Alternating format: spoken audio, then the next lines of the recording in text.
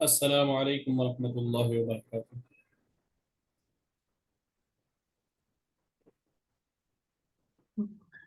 وعلیکم السلام ورحمۃ اللہ وبرکاتہ۔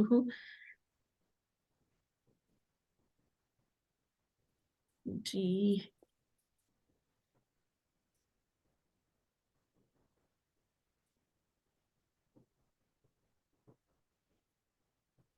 جی ٹائم ہمارا ہو گیا ہے تو میرے خیال سے ہم لوگ شروع کریں۔ جی ہم ان الحمد للہ نحمده ونستعینه ونستغفره ونعوذ بالله من شرور انفسنا وسيئات اعمالنا من يهده الله فلا مضل له ومن يضلل فلا هادي له اشهد ان لا اله الا الله وحده لا شريك له واشهد ان محمدا عبده ورسوله اما بعد قال الله عز وجل في كلامه المجيد والفرقانه الحميد أعوذ بالله السميع العليم من الشيطان الرجيم من همزه ونفخه ونفسه بسم الله الرحمن الرحيم ثم أوحينا إليك أن اتبع ملة إبراهيم حنيفا وما كان من المشركين۔ اللہ رب العزت نے سیدنا ابراہیم علیہ السلام کو بہت سارے فضائل و مناقب سے نوازا ہے۔ آپ کی فضیلت میں بہت سی باتیں ہیں، مگر شاید آپ کی فضیلت کے لیے یہی بات کافی ہو کہ اللہ رب الرحمن نے اس کائنات کے سب سے محترم اور سب سے اعلی ہستی جناب محمد الرسول اللہ صلی اللہ علیہ وسلم کو بھی یہی حکم دیا کہ ان اتبع ملت ابراہیم حنیفہ، کہ ابراہیم علیہ السلام کی ملت کی، آپ کی دین کی پیروی کیجیے۔ کیونکہ سیدنا ابراہیم علیہ السلام اللہ کے پیغمبر تھے، آپ نے اپنی ساری زندگی دین کے لیے قربانیوں میں صرف کی، اس لیے یہودی اور عیسائی دونوں اس بات کا دعویٰ کرتے تھے کہ ہم ابراہیمی ہیں۔ تو اللہ تعالیٰ نے ان کے اس قول کی تردید کرتے ہوئے فرمایا ما کان ابراہیم یہودیا ولا نصرانیا ولکن کان حنیفا مسلما وما کان من المشرکین، کہ ابراہیم علیہ السلام یہودی بھی نہیں تھے، وہ نصرانی بھی نہیں تھے، بلکہ وہ یکسو مسلمان تھے اور مشرکین میں سے بھی نہیں تھے۔ آخر ملت ابراہیمی ہے کیا کہ جس کے دعوے دار یہودی بھی تھے، عیسائی بھی تھے؟ تو آج کے جو یہ درس ہے اس میں ہم یہ جاننے کی کوشش کریں گے کہ آخر کیا وجہ تھی کہ ہر ایک یہی دعوے دار تھا کہ ابراہیم علیہ السلام یہودی تھے یا ابراہیم علیہ السلام عیسائی تھے۔ تو ہم نے دیکھنا یہ ہے کہ ہمیں سیرت ابراہیم آخر سکھلاتی کیا ہے۔ سیرت ابراہیمی کو دیکھتے ہوئے اللہ رب العزت قرآن مجید فرقان حمید میں مختلف مقامات پر نبی مکرم صلی اللہ علیہ وسلم اور اہل ایمان کو سیرت ابراہیمی کی اتباع کا حکم دیتے ہیں، اور آپ علیہ السلام کو اس کا متبع قرار دیتے ہوئے مشرکین اور یہود و نصارہ کو بھی اس کی پیروی کرنے کی دعوت دی گئی۔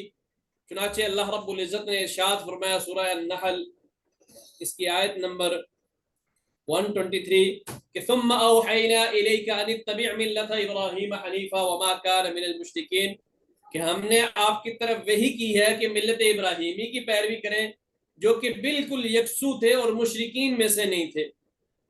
اور پھر آگے چل کے سورہ حج میں اللہ رب العزت اس کی مزید تاکید کرتے ہوئے فرماتے ہیں وَجَاهِدُوا فِي اللَّهِ حَقَّ جِهَادِهِ هُوَ اجْتَبَاكُمْ وَمَا جَعَلَ عَلَيْكُمْ فِي الدِّينِ مِنْ حَرَجٍ مِلَّةَ أَبِيكُمْ إِبْرَاهِيمَ هُوَ سَمَّاكُمُ الْمُسْلِمِينَ مِنْ قَبْلُ وَفِي هَذَا، کہ اللہ کی راہ میں اس طرح جد و جہد کرو، اس طرح کوشش کرو جس طرح اللہ رب العزت کے راستے میں کوشش کرنے کا، محنت کرنے کا حق ہے، اور اس نے تمہیں منتخب فرمایا اور تم دین کے معاملے میں تم پر کوئی تنگی نہیں رکھی۔ وما جعل علیکم فی الدین من حرج، دین کے معاملے میں تم پر کوئی تنگی نہیں رکھی.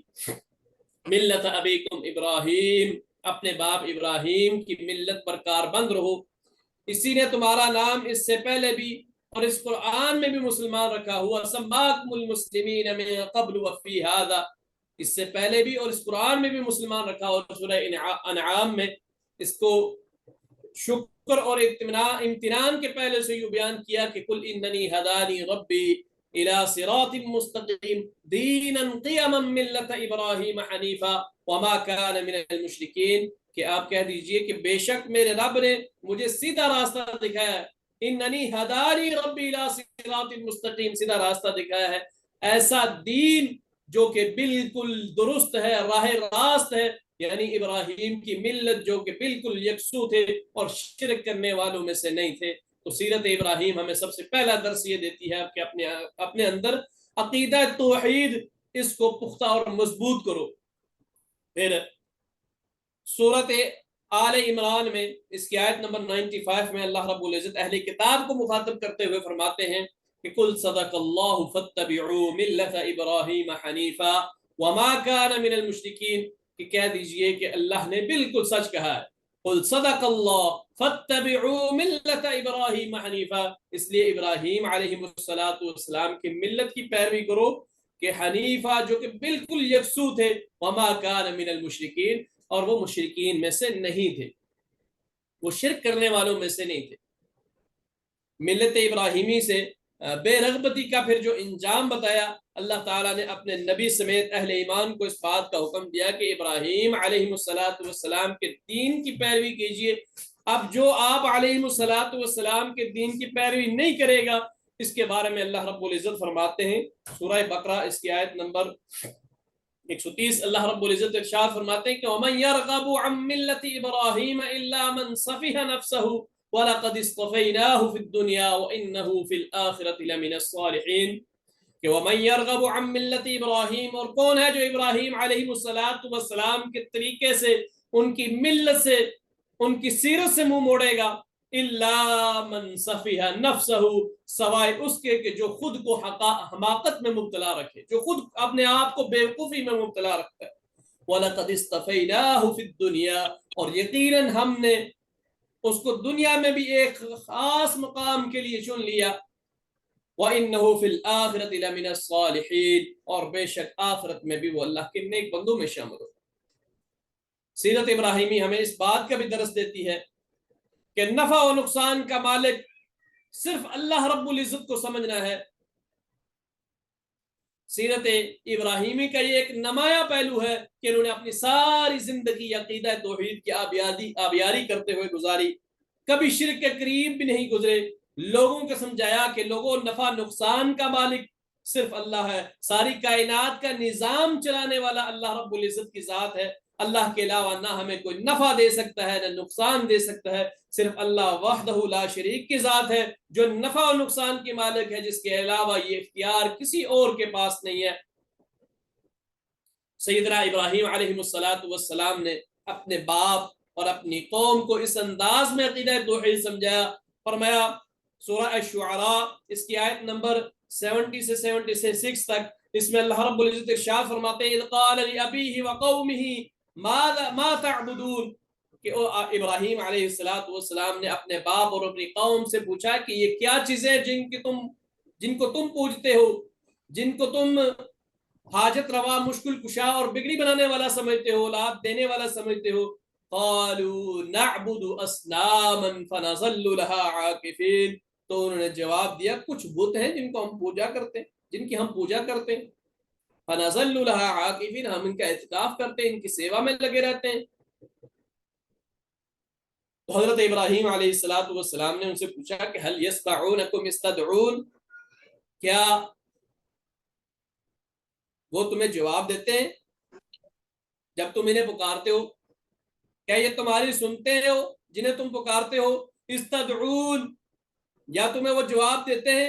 هل يسمعونكم، تمہاری بات کو وہ سنتے ہیں؟ استدعون، جب تم اس کو پکارتے ہو جواب دیتے ہیں؟ او ينفعونكم او يضرون، کیا وہ تمہیں نفع اور نقصان دیتے ہیں؟ کیا نفع دیتے ہیں یا نقصان دیتے ہیں؟ انہوں نے کہا ہمیں نہیں پتا نفع نقصان دیتے ہیں یا نہیں دیتے. ہم نے چونکہ اپنے باپ دادا کو ایسے کرتے ہوئے دیکھا اس لیے ہم بھی آج ایسے ہی کرتے ہیں. اور آج یہی امت محمدیہ کی بھی حالت یہ ہے کہ جب ان کو مسائل بتلائے جائے، عقیدہ توحید سمجھایا جائے، تو وہ یہی کہتے ہیں کہ ہم نے اپنے باپ دادا کو ایسے کرتے ہوئے دیکھا. کیا ہمارے باپ دادا غلط کرتے تھے؟ تو یہ حضرت ابراہیم علیہ السلام کی جو مشرک قوم تھی وہ بھی یہی جواب دیتی تھی، بل وجدنا آبانا، بلکہ ہم نے اپنے آبا و اجداد کو دیکھا تھا کذالک یفعلون، کہ وہ ایسے ہی کرتے تھے. قال افرأيتم ما كنتم تعبدون، ابراہیم علیہ السلام نے کہا کیا کبھی تم نے آنکھیں کھول کر ان کی چیزوں کو دیکھا بھی ہے جن کی تم عبادت کرتے ہو، بندگی کرتے ہو؟ انتم و آباؤکم الاقدمون، تم بھی اور تمہارے پچھلے باپ دادا جن کی عبادت کرتے ہو، کبھی آنکھیں کھول کے ان کی حقیقت پر غور کیا ہے، عقیدہ توحید کو سمجھنے کی کوشش کی ہے؟ پھر ساتھ ہی فرمایا فَإِنَّهُمْ عَدُوٌّ لِّي إِلَّا رَبَّ الْعَالَمِينَ، میرے تو یہ سب دشمن ہیں سوائے رب العالمین کے. اب اختیارات اور تصرف کا مالک بھی اللہ کو سمجھنا. سید ابراہیم علیہ السلام کی سیرت کا ایک پہلو یہ بھی ہے کہ جب آپ علیہ السلام باپ کی ہدایت کے لیے، قوم کی ہدایت کے لیے پوری کوشش کر چکے، باپ نے گھر سے نکالنے پر مجبور کر دیا، اس نے کہا کہ اے ابراہیم، قال اراغب انت عن آلہتی یا ابراہیم، اے ابراہیم کیا تو ہمیں ہمارے معبودوں سے، ہمارے مشکل کشاؤں سے، حاجت رواؤں سے تو ہمیں دور کرنا چاہتا ہے؟ قال اراغب انت عن آلہتی یا ابراہیم لئن لم تنتہی لارجمنک واہجرنی ملیا، اگر تو باز نہ آیا تو یا تو میں تجھے رجم کر دوں گا یا تجھے میں لعن ملامت کرنے کے لیے چھوڑ دوں گا. تو باپ نے گھر سے نکالنے پر مجبور کر دیا، تو آپ علیہ السلام نے باپ کے لیے بھی بخشش کی دعا کا وعدہ فرمایا، مگر جب اس کی اجازت نہ ملی تو فرمایا وما املک لک من اللہ من شیء، میرے پاس کوئی اختیار اور ملکیت نہیں ہے، میں ہر صورت آپ کو بخشوا کر جنت میں لے جاؤں اگر میرے پاس یہ ملکیت ہوتی، اختیار ہوتا، لیکن اختیارات، تصرفات کا مالک اللہ رب العزت کی ذات ہے، میں کچھ نہیں کر سکتا. حاجت روا، مشکل کشا، جو ابراہیم علیہ السلام کی سیرت ہمیں بتاتی ہے کہ حاجت روا اور مشکل کشا صرف اللہ رب العزت کی ذات کو سمجھنا چاہیے. جب حاجت روا ہے ہی صرف اللہ کی ذات، تو انہوں نے اپنی تمام تر حاجات صرف رب العالمین کے سامنے رکھی. بوڑھے ہو چکے، اولاد کی نعمت سے محروم ہیں، جب اولاد کی زیادہ حاجت محسوس ہونے لگی تو صرف رب العالمین کے دربار میں اپنی حاجت پیش کرتے ہوئے فرمایا رب هب لی من الصالحین، اے میرے رب مجھے نیک بیٹا عطا فرما. تو جب صرف اللہ ہی سے پکارا جائے تو اللہ بھی انسان کو خالی نہیں لوٹاتا. دعا کے بعد اللہ تعالیٰ نے آپ کو نیک اولاد کی نعمت سے مالا مال فرمایا. چونکہ سیدنا ابراہیم علیہ السلام صرف رب تعالیٰ ہی کو رزاق سمجھتے تھے، اس لیے آپ علیہ السلام نے ایمان والوں کے لیے رزق کی دعا کی، تو وہ بھی صرف اور صرف اللہ رب العالمین سے کی. فرمایا وَإِذْ قَالَ إِبْرَاهِيمُ رَبِّ اجْعَلْ هَذَا بَلَدًا آمنا وارزق اہلہ من الثمرات من آمن منہم باللہ والیوم الآخر، کہ جب ابراہیم علیہ السلام نے کہا کہ اے میرے رب اس جگہ کو امن و سکون والا شہر بنا دے، یہاں کے رہنے والوں کو اور یہاں کے رہنے والوں کو بھی امن کے گہوارے میں پہنچا دے، جو اللہ اور یوم آخرت پر ایمان رکھتے ہیں، اور ساتھ میں ان کو کیا کر وارزق اہلہ من الثمرات من آمن منہم باللہ والیوم الآخر، انہیں پھلوں سے رزق عطا فرما. ایک تو اس شہر کو امن والا بنا دے. آج ہم بھی اللہ رب العزت سے یہی دعا کریں کہ رب اجعل ھذا بلدا آمنا، اے ہمارے رب ہمارے ملک پاکستان کو یا جہاں بھی ہم رہنے والے ہیں، اے اللہ ہمارے ملک کو، ہمارے شہروں کو، ہماری بستیوں کو بلد آمین بنا دے، امن والا بنا دے، امن کا گہوارہ بنا دے. وارزق اہلہ من الثمرات، اے اللہ ان کو، اس کے رہنے والوں کو وافر رزق عطا فرما. من آمن باللہ والیوم الآخر، جو بھی آخرت، جو بھی اللہ پر اور آخرت پر ایمان لانے والے.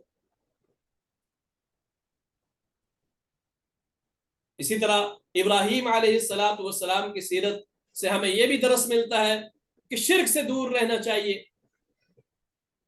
آپ اس وقت تک کوئی بھی انسان کبھی بھی ابراہیمی نہیں بن سکتا جب تک کہ آپ اپنے آپ کو شرک سے بیزار نہ کر دیں، اپنی زندگی میں شرک کو شکست نہ دے دیں. شرک کے جملہ اقسام ترک نہ کر دیں. سیدنا ابراہیم علیہ السلام کا سب سے بڑا تعارف ہی اللہ رب العزت نے یہی کروایا کہ وہ مشرک نہیں تھے.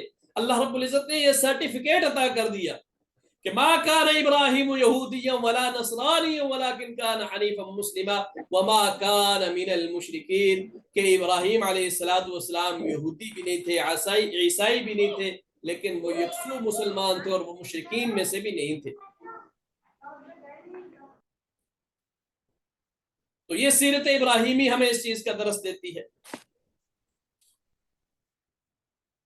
کہ ہم اللہ رب العزت کو حاجت روا مشکل کشا سمجھیں. جو چیز بھی مانگنی ہے اللہ رب العزت سے مانگیں. اللہ رب العزت ہی عطا کرنے والے ہیں. تو سیرت ابراہیمی میں اللہ رب العزت نے ایک بات ہمیں یہ بھی سکھلائی کہ ایک بیٹے کا اپنے باپ کے ساتھ جو گفتگو اور بات چیت کرنے کا انداز ہونا چاہیے وہ کیسا ہونا چاہیے. تو حضرت ابراہیم علیہ السلام اپنے باپ کو دعوت دیتے ہیں تو وہ بھی حسن سلوک کے ساتھ دعوت دیتے ہیں اور کہتے ہیں یا ابتی لم تعبد الشیطان یا ابتی لم تعبد ما لا يسمع. اتنے پیارے انداز سے اپنے باپ کو مخاطب کرتے ہیں کہ اے میرے پیارے ابو جی، آپ ان کی عبادت کیوں کرتے ہیں جو نفع نقصان کے مالک نہیں ہیں. اے میرے ابا جی، میری آپ پیروی کریں. اللہ رب العزت نے مجھے ہدایت دی ہے، لیکن باپ آگے سے یوں کہتا ہے کہ راغب انت عن آلہتی یا ابراہیم لئن لم تنتہ لارجمنک واہجرنی ملیا، کہ تم مجھ سے جدا ہو جا، گھر سے نکل جا. ابراہیم علیہ السلام نے کہا کہ تم پر سلام ہو، میں اپنے رب سے آپ کے لیے بخشش کی دعا کرتا رہوں گا، وہ مجھ پر بڑا بے حد مہربان ہوگا. تو اللہ رب العزت نے ان کی اس گفتگو کو جو تذکرہ فرمایا وَاذْكُرْ فِي الْكِتَابِ ابراہیم، سورہ مریم اس کی آیت نمبر 42 سے 47 میں اللہ رب العزت نے اس گفتگو کا تذکرہ فرمایا کہ ایک انسان کو اپنے والد سے، چاہے وہ مشرکی کیوں نہ ہو، چاہے وہ اللہ رب العزت کا باغی کیوں نہ ہو، کہ اس سے گفتگو کیسے کرنی ہے، اس گفتگو کرنے کا طریقہ اللہ رب العزت نے بتلا دیا کہ وہ بھی سیرت ابراہیمی جیسا ہو کیونکہ سیرت ابراہیمی کو ہمیں اپنانے کا حکم ہے. ان اتبع ملت ابراہیم حنیفہ. تو ابراہیم علیہ السلام کی سیرت کیسی تھی؟ اللہ رب العزت نے اس کا تذکرہ فرمایا کہ باپ سے ایک اچھے انداز سے گفتگو کرنی ہے، بلکہ یہ دعوت کا ایک اسلوب بتلا دیا کہ ادعو الی سبیل ربک بالحکمت والموعظۃ الحسنۃ وجادلہم باللتی ہی احسن. کہ جب بھی دعوت دینی ہے تو دعوت کا اصول یہ ہے کہ دعوت حکمت کے ساتھ دینی ہے، سبیل ربک بالحکمت والموعظۃ الحسنۃ، اور اچھے وعظ و نصیحت کے ساتھ دینی ہے. وجادلہم باللتی ہی احسن، اور اگر کسی کے ساتھ بحث مباحثہ کرنا ہے تو وہ بھی بڑے احسن انداز سے اس کے ساتھ بحث و مباحثہ کرنا ہے. یعنی کہ لڑائی جھگڑا اور اخلاقی دائرے سے باہر نکل کے گفتگو کی جائے، بلکہ اعلیٰ اخلاق سے گفتگو کرنی ہے. اللہ رب العزت سے دعا ہے کہ اللہ رب العزت ہمیں سیرت ابراہیمی کو اپنانے کی توفیق عطا فرمائے. جی آمین یا رب العالمین، جزاک اللہ خیر.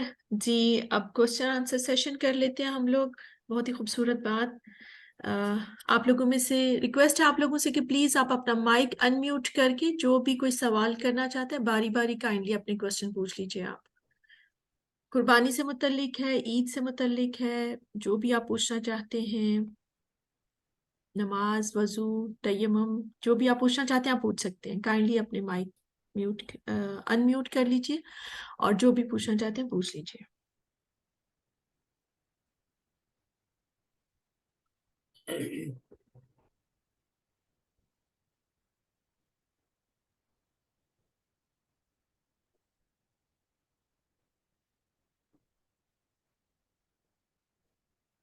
جی جب تک چلے لوگ تھوڑا سا ہوتا ہے، میں پوچھتی ہوں کہ وہ عید الاضحیٰ کی سنتیں کون سی ہیں، یہ ذرا پلیز ہمیں بتا دیجیے گا. پہلے ہم ذرا قربانی کے حوالے سے تھوڑی سی مزید گفتگو کر لیتے ہیں. جی بالکل ٹھیک ہے. مجھے لوگ ٹھیک ہے. تاکہ اگر کسی کے لیے قربانی کے حوالے سے کوئی سوال ہو تو وہ پوچھ سکیں.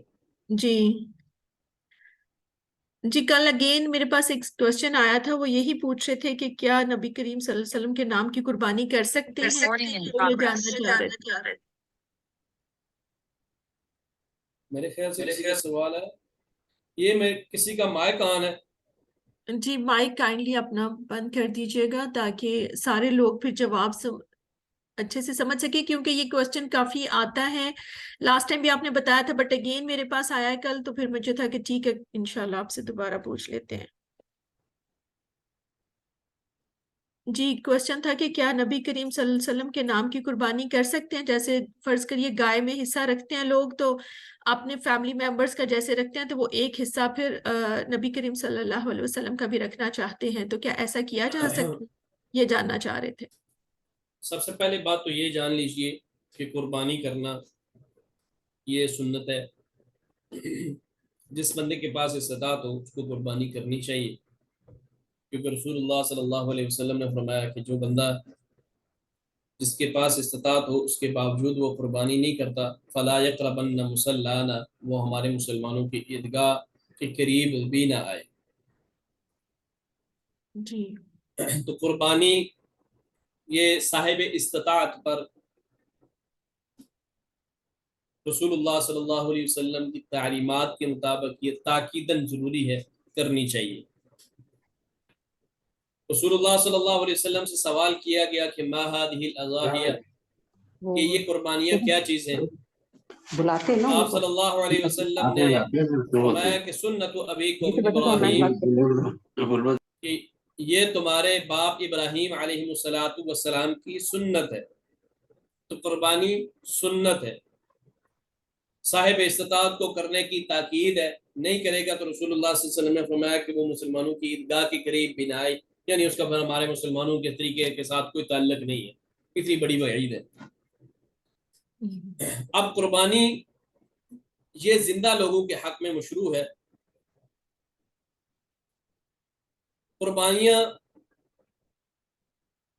قربانی کے حوالے سے ایک سوال ہوتا ہے کہ کیا رسول اللہ صلی اللہ علیہ وسلم کی طرف سے ہم قربانی کر سکتے ہیں یا نہیں؟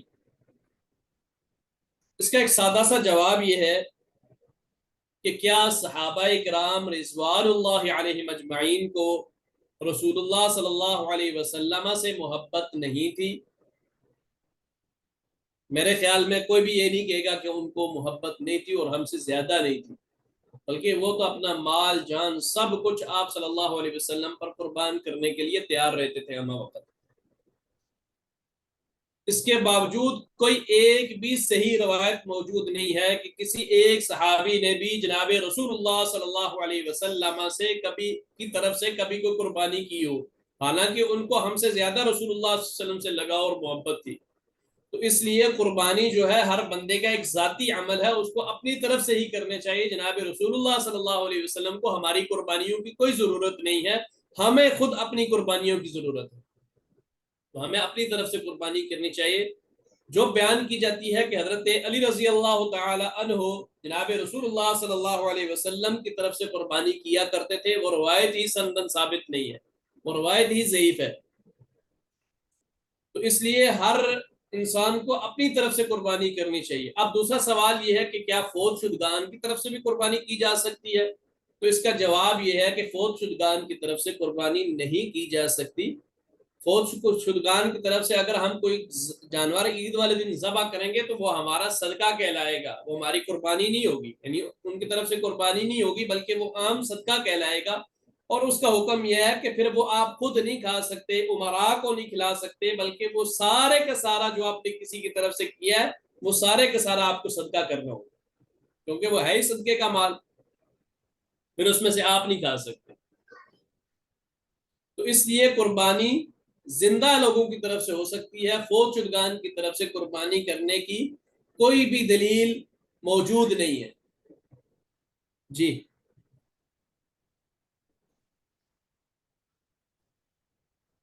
جی جزاک اللہ خیر۔ جی نیکسٹ کوئی بھی پوچھنا چاہتے تو پلیز۔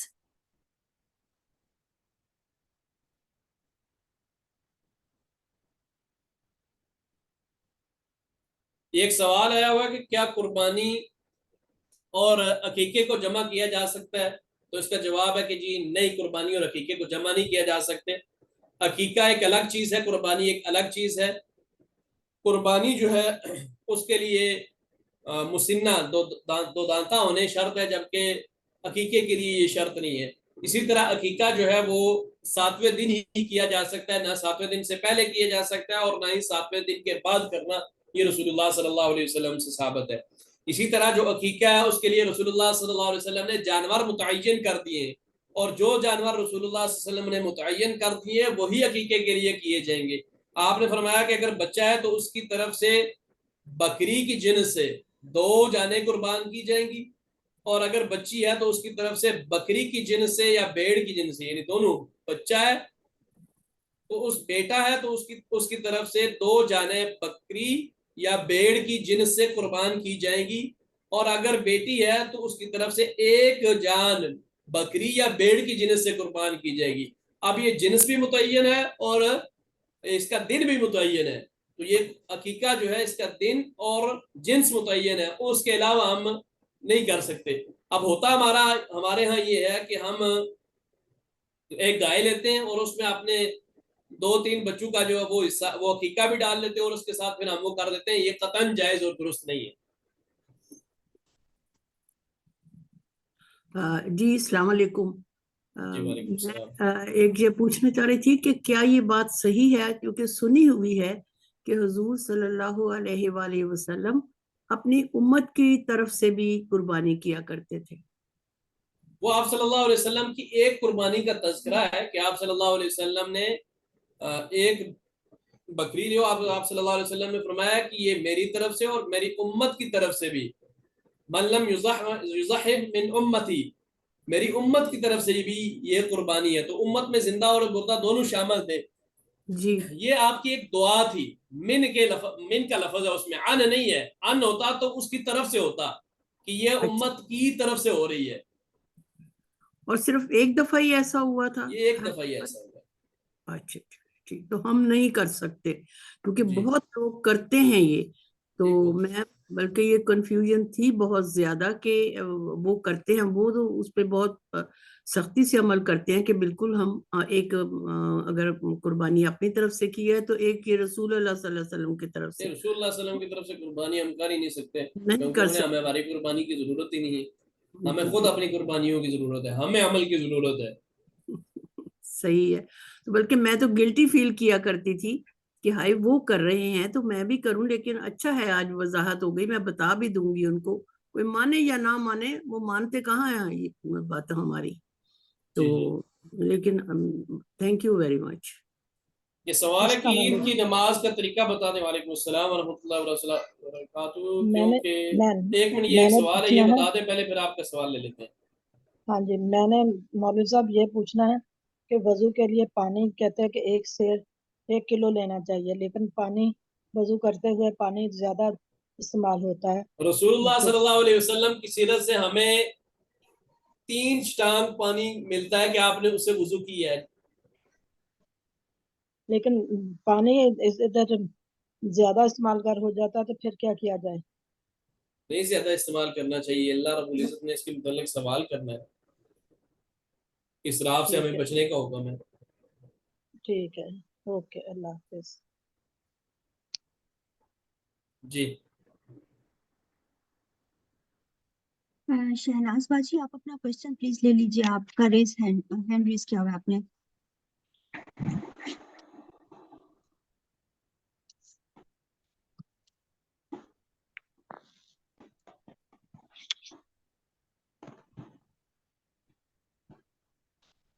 جی اچھا, آپ یہ کے یہ جی جو سمیرہ آپ شفقت کا صاحبہ کا سوال ہے کہ عید کی نماز کا طریقہ بتا دیں, کیونکہ پاکستان میں اور عرب ممالک میں الگ طریقے سے نماز پڑھی جاتی ہے.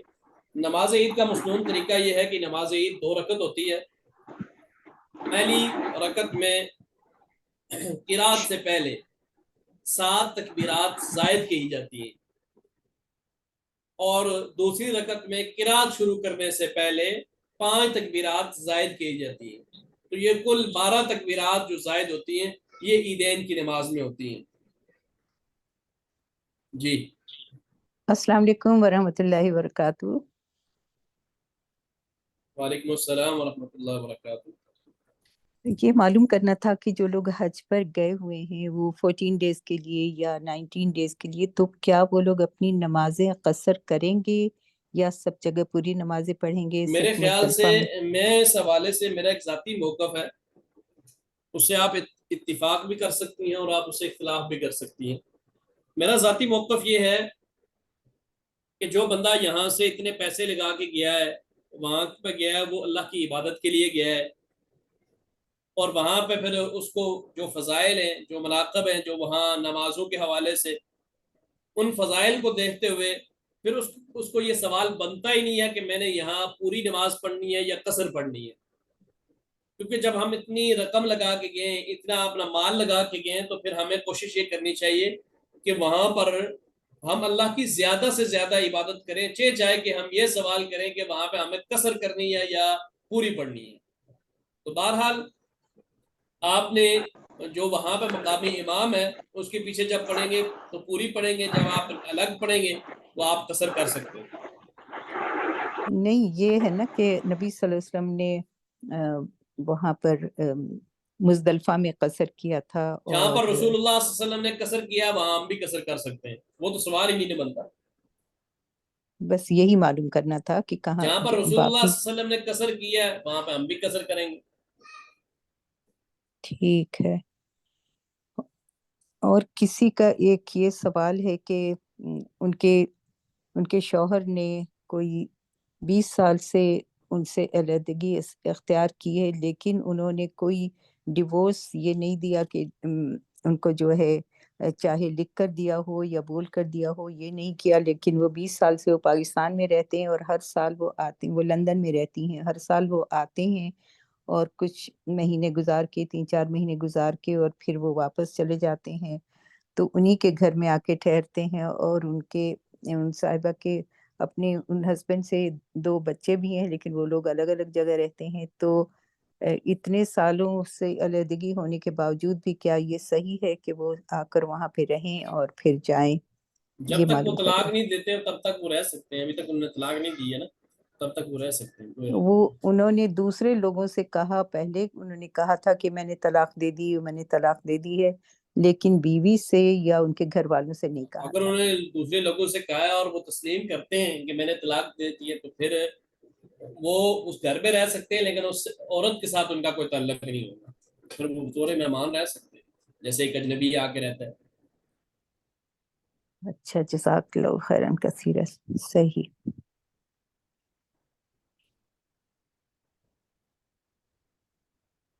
जी, एक और क्वेश्चन ये है कि जैसे बाल या नाखून हमने नहीं काटने होते इन दिनों में, तो जैसे क्या ईद की नमाज के बाद काट सकते हैं, या जैसे पाकिस्तान में तो लोग बाद में जानवर ज़बह करेंगे, वहां पे वो कुर्बानी के लिए जो भेज। कुर्बानी का इरादा, जिनकी कुर्बानियां हैं, वो अपनी कुर्बानी ज़बह करने के बाद बाल और नाखून काट लें, और जिनके पास कुर्बानियां नहीं है, वो ईद की नमाज पढ़ने के बाद काट सकते हैं। ओके, ठीक है जी। तो जानवर ज़बह करने के बाद ही आपको काटने हैं?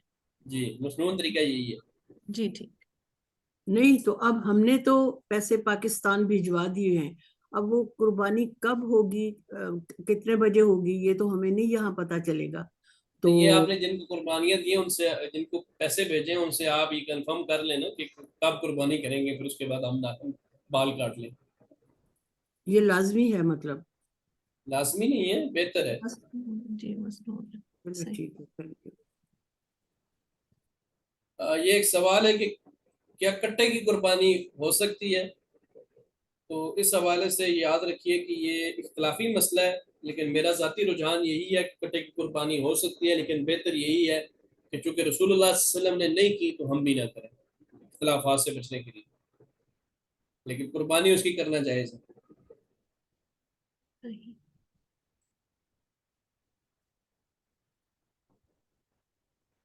अस्सलाम वालेकुम वालेकुम सलाम। जी। ये पूछना था कि जो लोग हज पे गए हुए हैं तो वो कुर्बानी तो वहाँ करेंगे, ज़ाहिर है हज पे गए हैं तो वो वहीं पे कुर्बानी अपनी करेंगे। लेकिन अगर वो करना चाहें, जैसे पाकिस्तान से लोग गए हैं तो उन्होंने कहा है कि हमारा भी एक हिस्सा यहाँ भी कुर्बानी का रख लें जानवर के अंदर, तो वो इस तरह कर सकते हैं कि वो वहाँ भी कुर्बानी करें और यहाँ भी एक हिस्सा अपना रखवा लें? कर सकते हैं। اور ابھی یہ جو قصر نماز کا پوچھا تھا انہوں نے، تو قصر نماز تو 3 دن کی ہوتی ہے، آپ کہیں بھی جائیں 3 دن 4 دن یا اس سے کم آپ کا کہیں ارادہ ہو ٹھہرنے کا تو پھر آپ نماز قصر کریں گے، اور اگر 4 دن سے زائد ٹھہرنے کا ارادہ ہو، شروع سے ہی 4 دن سے زائد ٹھہرنے کا ارادہ ہو، تو پھر آپ شروع سے ہی نماز مکمل پڑھیں گے۔ لیکن اگر آپ نے کہیں ارادہ یہی کیا تھا کہ 4 دن یا اس سے کم رہنا ہے، لیکن وہاں پہ آپ کو کوئی کام پیش آ گیا، تو جب تک آپ کا کام وہاں مکمل نہیں ہوتا تو آپ اپنی نماز قصر ہی کریں گے۔ اچھا، جیسے بھی انہوں نے پوچھا تھا کہ 40 حج کے لیے تو 40 دن کے لیے جاتے ہیں۔ وہ مختلف شہروں میں رہتے ہیں نا، مختلف جگہوں پر جانا ہوتا ہے۔ اچھا، اور کتنے کلومیٹر بعد تک ہماری قصر نماز اسٹارٹ ہو جاتی ہے؟ اپنے شہر علاقے سے نکلنے کے بعد تقریباً اگر آپ کا سفر ایک محتاط اندازے کے مطابق 23 کلومیٹر ہو، کیونکہ رسول اللہ صلی اللہ علیہ وسلم نے 3 فرسخ پر اپنی نماز کو قصر کیا، 3 فرسخ 9 میل بنتے ہیں۔ اب 9 میل جو ہے موجودہ تو 12 کلومیٹر بنتے ہیں، لیکن بعض علماء یہ کہتے ہیں کہ یہ نیا پیمانہ کم ہے، پرانا پیمانہ جو تھا اس کے مطابق 23 کلومیٹر بنتے تھے۔ تو 23 کلومیٹر تک تقریباً جو ہے ہم اپنے شہر علاقے سے نکلنے کے بعد اپنی نماز کو قصر کر سکتے ہیں۔ Okay, thank you.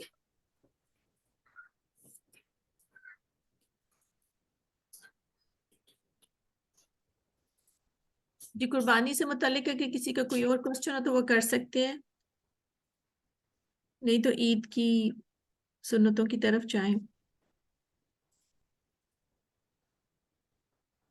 یا ذوالحجہ سے متعلق کوئی بھی کوشچن ہو تو۔ حج کے متعلق میرے خیال سے پچھلے دفعہ ہو چکا ہے۔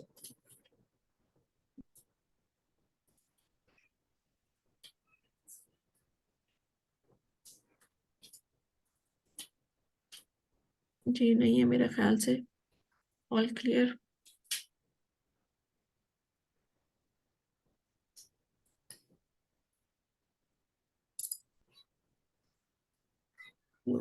عید الاضحیٰ کے دن کی سنتیں پھر بتا دیجیے ایک دفعہ۔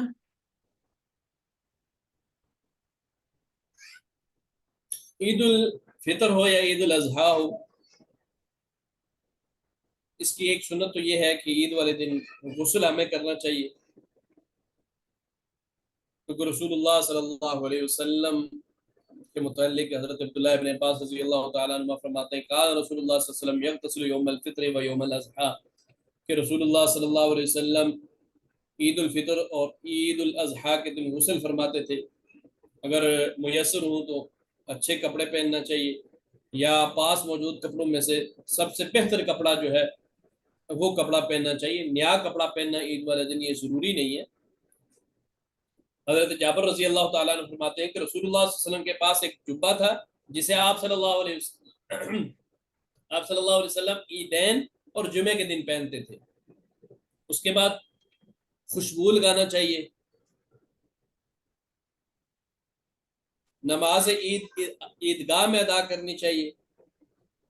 حضرت ابو سعید خدری رضی اللہ تعالیٰ عنہ فرماتے ہیں کہ رسول اللہ صلی اللہ علیہ وسلم عید الفطر اور عید الاضحیٰ کے دن عیدگاہ تشریف لے جاتے اور وہاں پہنچ کر سب سے پہلے نماز ادا فرماتے تھے، اور اس کے بعد پھر یہ عیدین کی نماز، خطبہ اور اس کی دعا کی بڑی اہمیت ہے، اور بالخصوص رسول اللہ صلی اللہ علیہ وسلم نے اس کے بارے میں فرمایا کہ وہ خواتین کہ جو اپنی ماہواری کی بنا پر نماز نہیں پڑھتی ہیں وہ بھی مسلمانوں کی عید والے دن ان کی دعاؤں میں شرکت کے لیے ضرور جائیں۔ بلکہ آپ صلی اللہ علیہ وسلم نے فرمایا کہ اگر اس کے پاس دوپٹہ نہیں ہے، چادر نہیں ہے، تو وہ اپنی پڑوسن سے چادر ادھار لے کے بھی چلی جائے۔ اسی طرح عید الفطر کے دن عید کی نماز کے لیے جانے سے پہلے طاقت میں کھجوریں یا کوئی میٹھی چیز یہ کھا کے جانا چاہیے، اور عید الاضحیٰ کے دن عید کی نماز سے پہلے کوئی چیز نہیں کھانا چاہیے، بلکہ آ کے سب سے پہلے جو گوشت ہے اس گوشت سے اپنا ناشتہ کرنا چاہیے۔ لیکن اس کا یہ مطلب نہیں ہے کہ عید الاضحیٰ والے دن آپ روزے سے، عید والے دن روزہ نہیں ہوتا، لیکن سنت اور مستحب عمل یہ ہے کہ آپ جائیں اور آ کے صبح رسول اللہ صلی اللہ علیہ وسلم سورج طلوع ہونے کے بعد فوراً نماز عید الاضحیٰ ادا کیا کرتے تھے، اور اس کے فوراً بعد قربانیاں ذبح کی جاتی تھی، اور آپ پھر اس کی جو کلیجی ہوتی تھی اس سے ناشتہ کیا کرتے تھے. تو پھر بہتر یہی ہے کہ آپ عید الاضحیٰ والے دن جو ہے کچھ کھائے بغیر جائیں اور واپس آ کے اپنی قربانیاں کریں, اور قربانی کرنے کے بعد اپنا اس کے ساتھ ناشتہ کریں. یہ مستحب عمل ہے. لیکن یہ یاد رکھیے کہ اس دن کہا یہ جاتا ہے لوگوں میں عموماً کہ ہم روزے سے ہیں, تو یہ ان کا کہنا ہی غلط ہے. عید والے دن روزہ نہیں ہوتا. جی. اور اسی طرح عیدگاہ جلدی جانا چاہیے اور عیدگاہ کی طرف پیادل جانا چاہیے, کیونکہ سعد بن ابی وقاص رضی اللہ تعالیٰ عنہ فرماتے ہیں کہ نبی صلی اللہ علیہ وسلم عید کی نماز کے لیے پیادل جاتے اور پیادل واپس آتے تھے, اور راستہ چینج کر کے واپس آتے تھے. جس راستے سے جائیں اس سے دوسرے راستے سے واپس آتے. اسی طرح عید الاضحیٰ اور عید الفطر کے دن راستے میں جاتے ہوئے بلند آواز سے تکبیرات بلند کرتے ہوئے جائیں. یہ کچھ سنتے تھیں. جی, جزاک اللہ خیر. اور کسی کا کوئی کوشچن تو نہیں ہے؟ اگر کوئی ہے تو وہ کر سکتے ہیں. ٹریک میں کسی نے ہاں. کوشچن لکھا ہوا ہے, اگر عید جی. والے دن شام میں قربانی ہو تو کیا کریں, کیا کھانا چاہیے؟ وہ کلیئر ہو گیا, آئی تھنک سو ابھی. بات کی وضاحت کر چکا ہوں کہ مستحب عمل یہ ہے کہ اپنی قربانی سے ناشتہ کیا جائے. لیکن اگر کسی قربانیاں ہی دیر سے ہیں تو وہ کھا سکتا ہے, کیونکہ روزہ تو ہے نہیں ہے. عید والے دن روزہ نہیں ہوتا. کھانے کی ممانعت نہیں ہے, اجازت ہے. لیکن رسول اللہ صلی اللہ علیہ وسلم کیونکہ قربانی جلدی کیا کرتے تھے اس لیے آپ اس سے ناشتہ کرتے تھے. جی. اچھا, جی. ایک میرا کوشچن یہ ہے کہ ابھی جیسے ہسبینڈ اکثر وائف کے پاس پیسے بھی ہوں, زیور بھی ہو, سب کچھ ہو, لیکن قربانی کرنے کے لیے وائف اپنے پاس سے پیسے دے گی یا ہسبینڈ اس کے پیسے دے سکتے ہیں قربانی کے لیے؟ دے سکتے ہیں جی, ہسبینڈ بھی دے سکتے ہیں. Okay, thank you.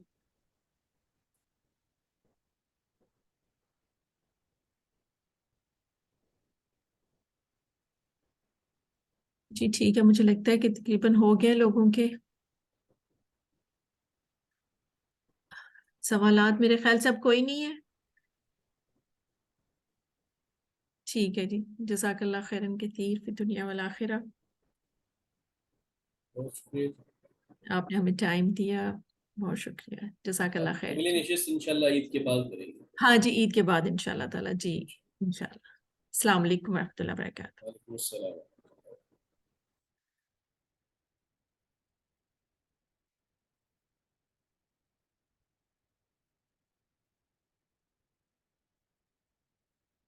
جی, ہم اپنی کلاس آج کی شروع کرتے ہیں.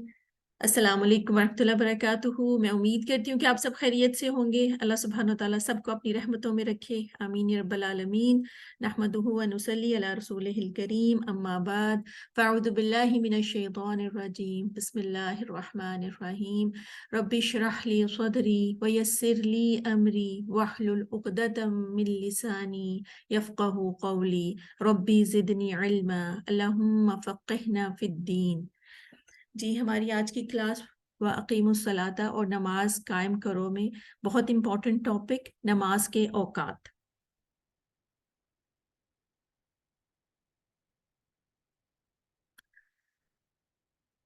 نیت کی اخلاص کی دعا اپنی پڑھ لیتے ہیں. اللہم اجعل عملی کلہ صالحا واجعلہ لوجہک خالصا ولا تجعل لأحد فیہ شیئا. اے اللہ, میرے سارے عمل کو صالح بنا دے اور اسے اپنے چہرے کے لیے خالص کر لے, اور اس میں کسی ایک کے لیے بھی کوئی حصہ نہ رکھ. اوقات نماز.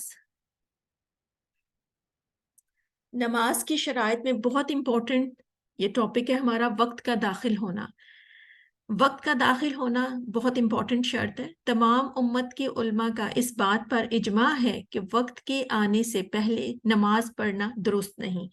نماز ان کے اوقات میں فرض کی گئی ہے, نماز کا وقت مقرر کیا گیا ہے, اس سے پہلے نماز ادا کرنا یہ درست نہیں ہوگا. ہمیں ہمیشہ نماز کے اوقات کی فکر ہونی چاہیے. اور اگر کوئی نماز وقت سے پہلے ادا کی ہے، مطلب آپ نے نماز پڑھ لی، اس کے بعد اذان ہوئی یا نماز کا وقت داخل ہوا، تو اسے لوٹانا واجب ہوگا۔ نماز کس وقت فرض ہے؟ جب نماز کا وقت داخل ہو اس وقت نماز فرض ہو جائے گی۔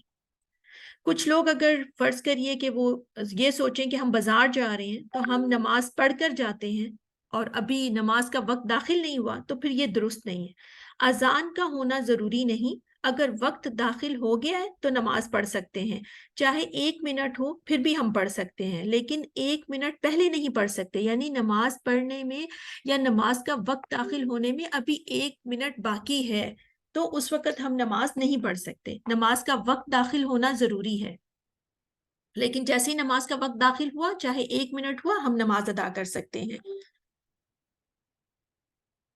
اور اگر فرض کریے اذان نہیں ہوئی، 1 منٹ پہلے ہی ہم نے اپنی نماز شروع کر دی اور ہم نماز پڑھ رہے تھے تو درمیان میں اذان شروع ہوئی ہے اور نماز کا وقت اسی وقت داخل ہوا ہے، تو وہ نماز نہیں ہوگی۔ اگر وقت داخل ہونے سے پہلے تکبیر تحریمہ یعنی کہ اللہ اکبر کہا تو یہ بھی درست نہیں ہے، تو ہمیں دوبارہ اپنی نماز پڑھنی ہوگی۔ اگر غلطی سے وقت سے پہلے ادا کر لی ہے، اسے لگا، مطلب کہ ہمیں یہ لگا کہ وقت داخل ہو گیا ہے، تو پھر وہ گناہ گار نہیں ہوگا، اس کی یہ نماز نفلی نماز بن جائے گی اور اسے دوبارہ اپنی نماز ادا کرنی ہوگی۔ یہ نماز کی لازمی شرائط میں سے ہے، نماز کے وقت کا داخل ہونا یہ لازمی شرط ہے۔ ارشاد باری تعالیٰ ہے ان الصلاۃ کانت علی المؤمنین کتابا موقوتا، بلا شبہ مومنوں پر نماز اس کے مقررہ وقت پر فرض کی گئی ہے۔ تو مقررہ وقت یہ ضروری ہے۔ رسول اللہ صلی اللہ علیہ وسلم نے ایک دن 5 نمازیں اول وقت میں پڑھائیں اور دوسرے دن آخری وقت میں، پھر فرمایا ان دونوں اوقات کے درمیان کا وقت نماز کا وقت ہے۔ یہ مسلم کی حدیث کا مفہوم ہے۔ اللہ تعالیٰ کے ہاں سب سے افضل عمل کے متعلق پوچھا گیا تو رسول اللہ صلی اللہ علیہ وسلم نے فرمایا نماز اول وقت میں ادا کرنا، الصلاۃ فی اول وقتہا، تو نماز اول وقت میں ادا کرنا یہ سب سے افضل عمل ہے۔ بعض لوگ بلا عذر یعنی کہ بغیر کسی وجہ کے نماز کو لیٹ کر کے ادا کرتے ہیں، یہ درست نہیں ہے۔ نماز وقت پر فرض کی گئی ہے، لہٰذا انہیں توبہ کرنی چاہیے اور اپنی نماز کو وقت پر ہی ادا کرنا چاہیے۔ سیدنا بریدہ رضی اللہ عنہ سے روایت ہے کہ ایک آدمی نے نبی اکرم صلی اللہ علیہ وسلم سے نماز کے اوقات پوچھے۔ آپ صلی اللہ علیہ وسلم نے فرمایا ان 2 دنوں میں ہمارے ساتھ نماز پڑھ۔ جب سورج کا زوال ہوا تو آپ نے سیدنا بلال رضی اللہ عنہ کو ظہر کی اذان کہنے کا حکم دیا، پھر اقامت کا حکم دیا اور انہوں نے ظہر کی اقامت کہہ دی، پھر عصر کی نماز کا حکم دیا جب سورج بلند، سفید اور صاف تھا، مغرب کی نماز کا حکم دیا جب سورج غروب ہوا، عشاء کی نماز کا حکم دیا جب سرخی غائب ہوئی یعنی کہ بالکل سرخی نظر نہیں آ رہی تھی، اور فجر کی نماز کا حکم دیا جب فجر طلوع ہوئی۔ 5 نمازوں کو ان کے اول وقتوں میں پڑھایا۔ تو یہ جتنے بھی اوقات بتائے گئے یہ سب نماز کے اول وقت تھے۔ دوسرے دن سیدنا بلال رضی اللہ عنہ کو حکم دیا کہ ظہر کی نماز اچھی طرح ٹھنڈی کرو اور عصر کی نماز پڑھی جبکہ سورج بلند تھا، اور اس اول وقت سے تاخیر کی یعنی کہ لیٹ پڑھا جو اس کے لیے پہلے دن تھا۔ مغرب کی نماز شفق سورج کی سرخی غائب ہونے سے پہلے پڑھی اور عشاء کی نماز 1/3 رات گزرنے پر پڑھی۔ فجر کی نماز صبح روشن کر کے پڑھی۔ نمازوں کو ان کے آخری اوقات میں پڑھایا اور پوچھا کہ اوقات نماز کا سوال کرنے والا شخص کہاں ہے؟ اس نے عرض کیا کہ میں حاضر ہوں اے اللہ کے رسول۔ تو آپ صلی اللہ علیہ وسلم نے فرمایا تمہاری نمازوں کے اوقات ان 2 وقتوں کے درمیان ہیں جنہیں تم نے دیکھا۔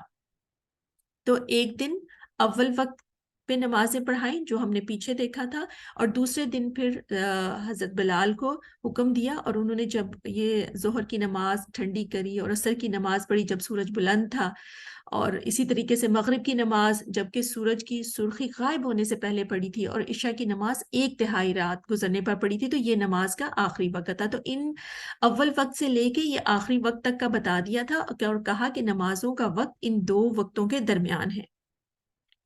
ہمیں انہوں نے اول وقت بھی بتا دیا اور آخری وقت بھی بتا دیا۔ सैयदना अब्दुल्ला बिन उमर रजी अल्लाह अन्हुमा रवायत करते हैं कि रसूल अल्लाह सल्लल्लाहु अलैहि वसल्लम ने फरमाया, नमाज ज़ोहर का वक्त सूरज ढलने से शुरू होता है और उस वक्त तक रहता है जब तक आदमी का साया उसके कद के बराबर ना हो जाए।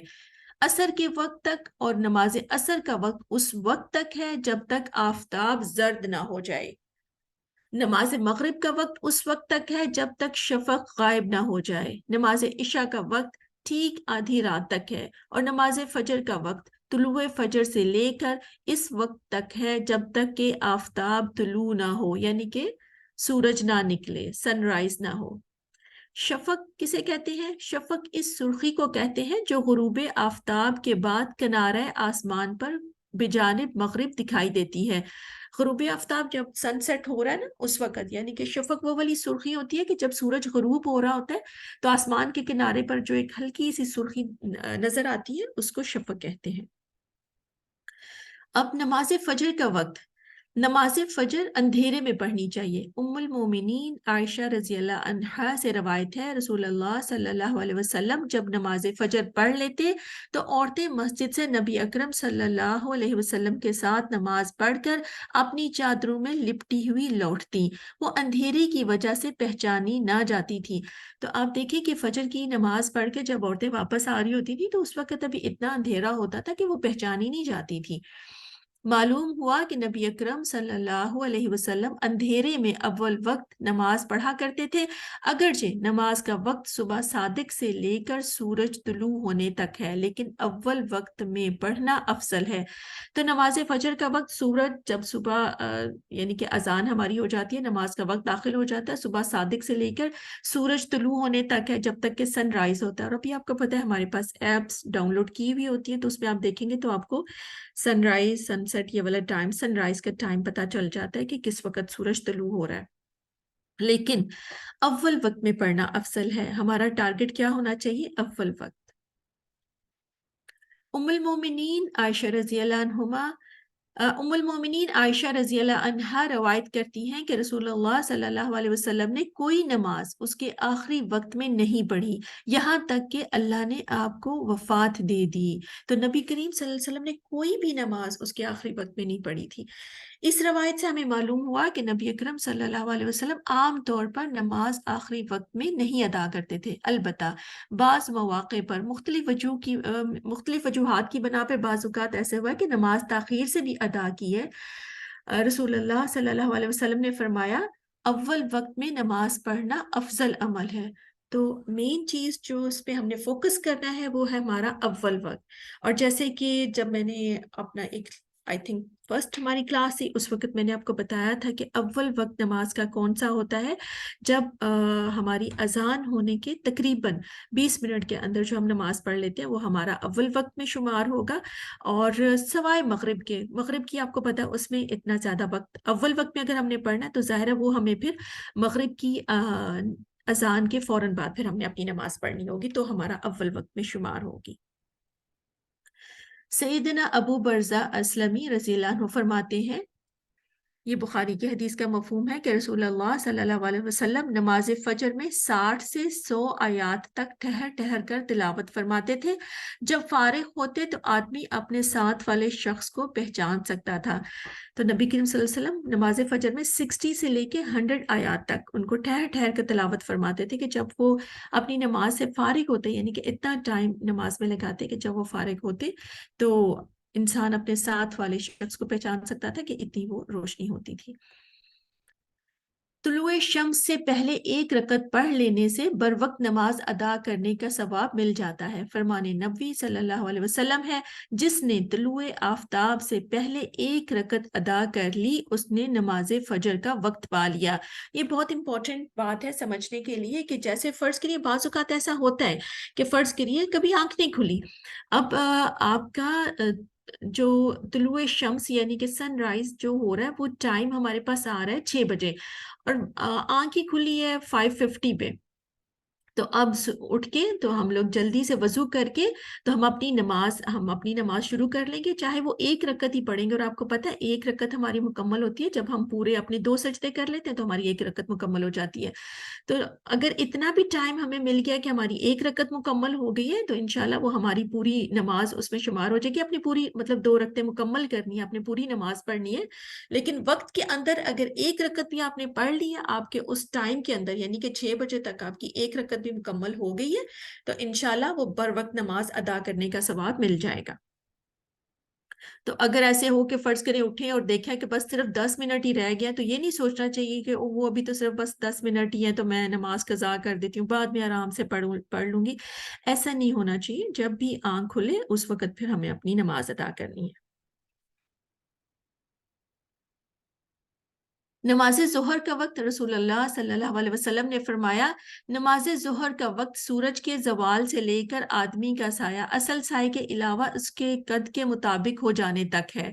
بعض لوگ کہتے ہیں کہ ہر چیز کا سایہ ایک مثل ہونے کے بعد نماز ظہر کا وقت شروع ہوتا ہے. یہ بات صحیح حدیث کے خلاف ہے کیونکہ رسول اللہ صلی اللہ علیہ وسلم نماز ظہر زوال ہوتے ہی پڑھ لیا کرتے تھے.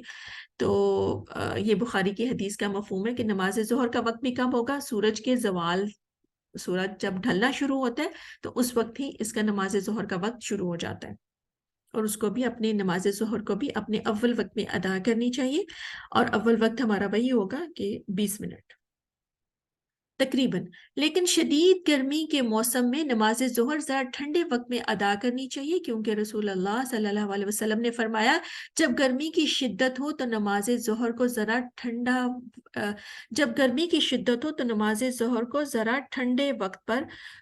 وقت ہونے پر ادا کرو. تو یعنی کہ جب اگر گرمی بہت شدید ہے تو اس وقت پھر ظہر کی نماز کو تھوڑا سا ٹھنڈا کر کے پڑھ لے.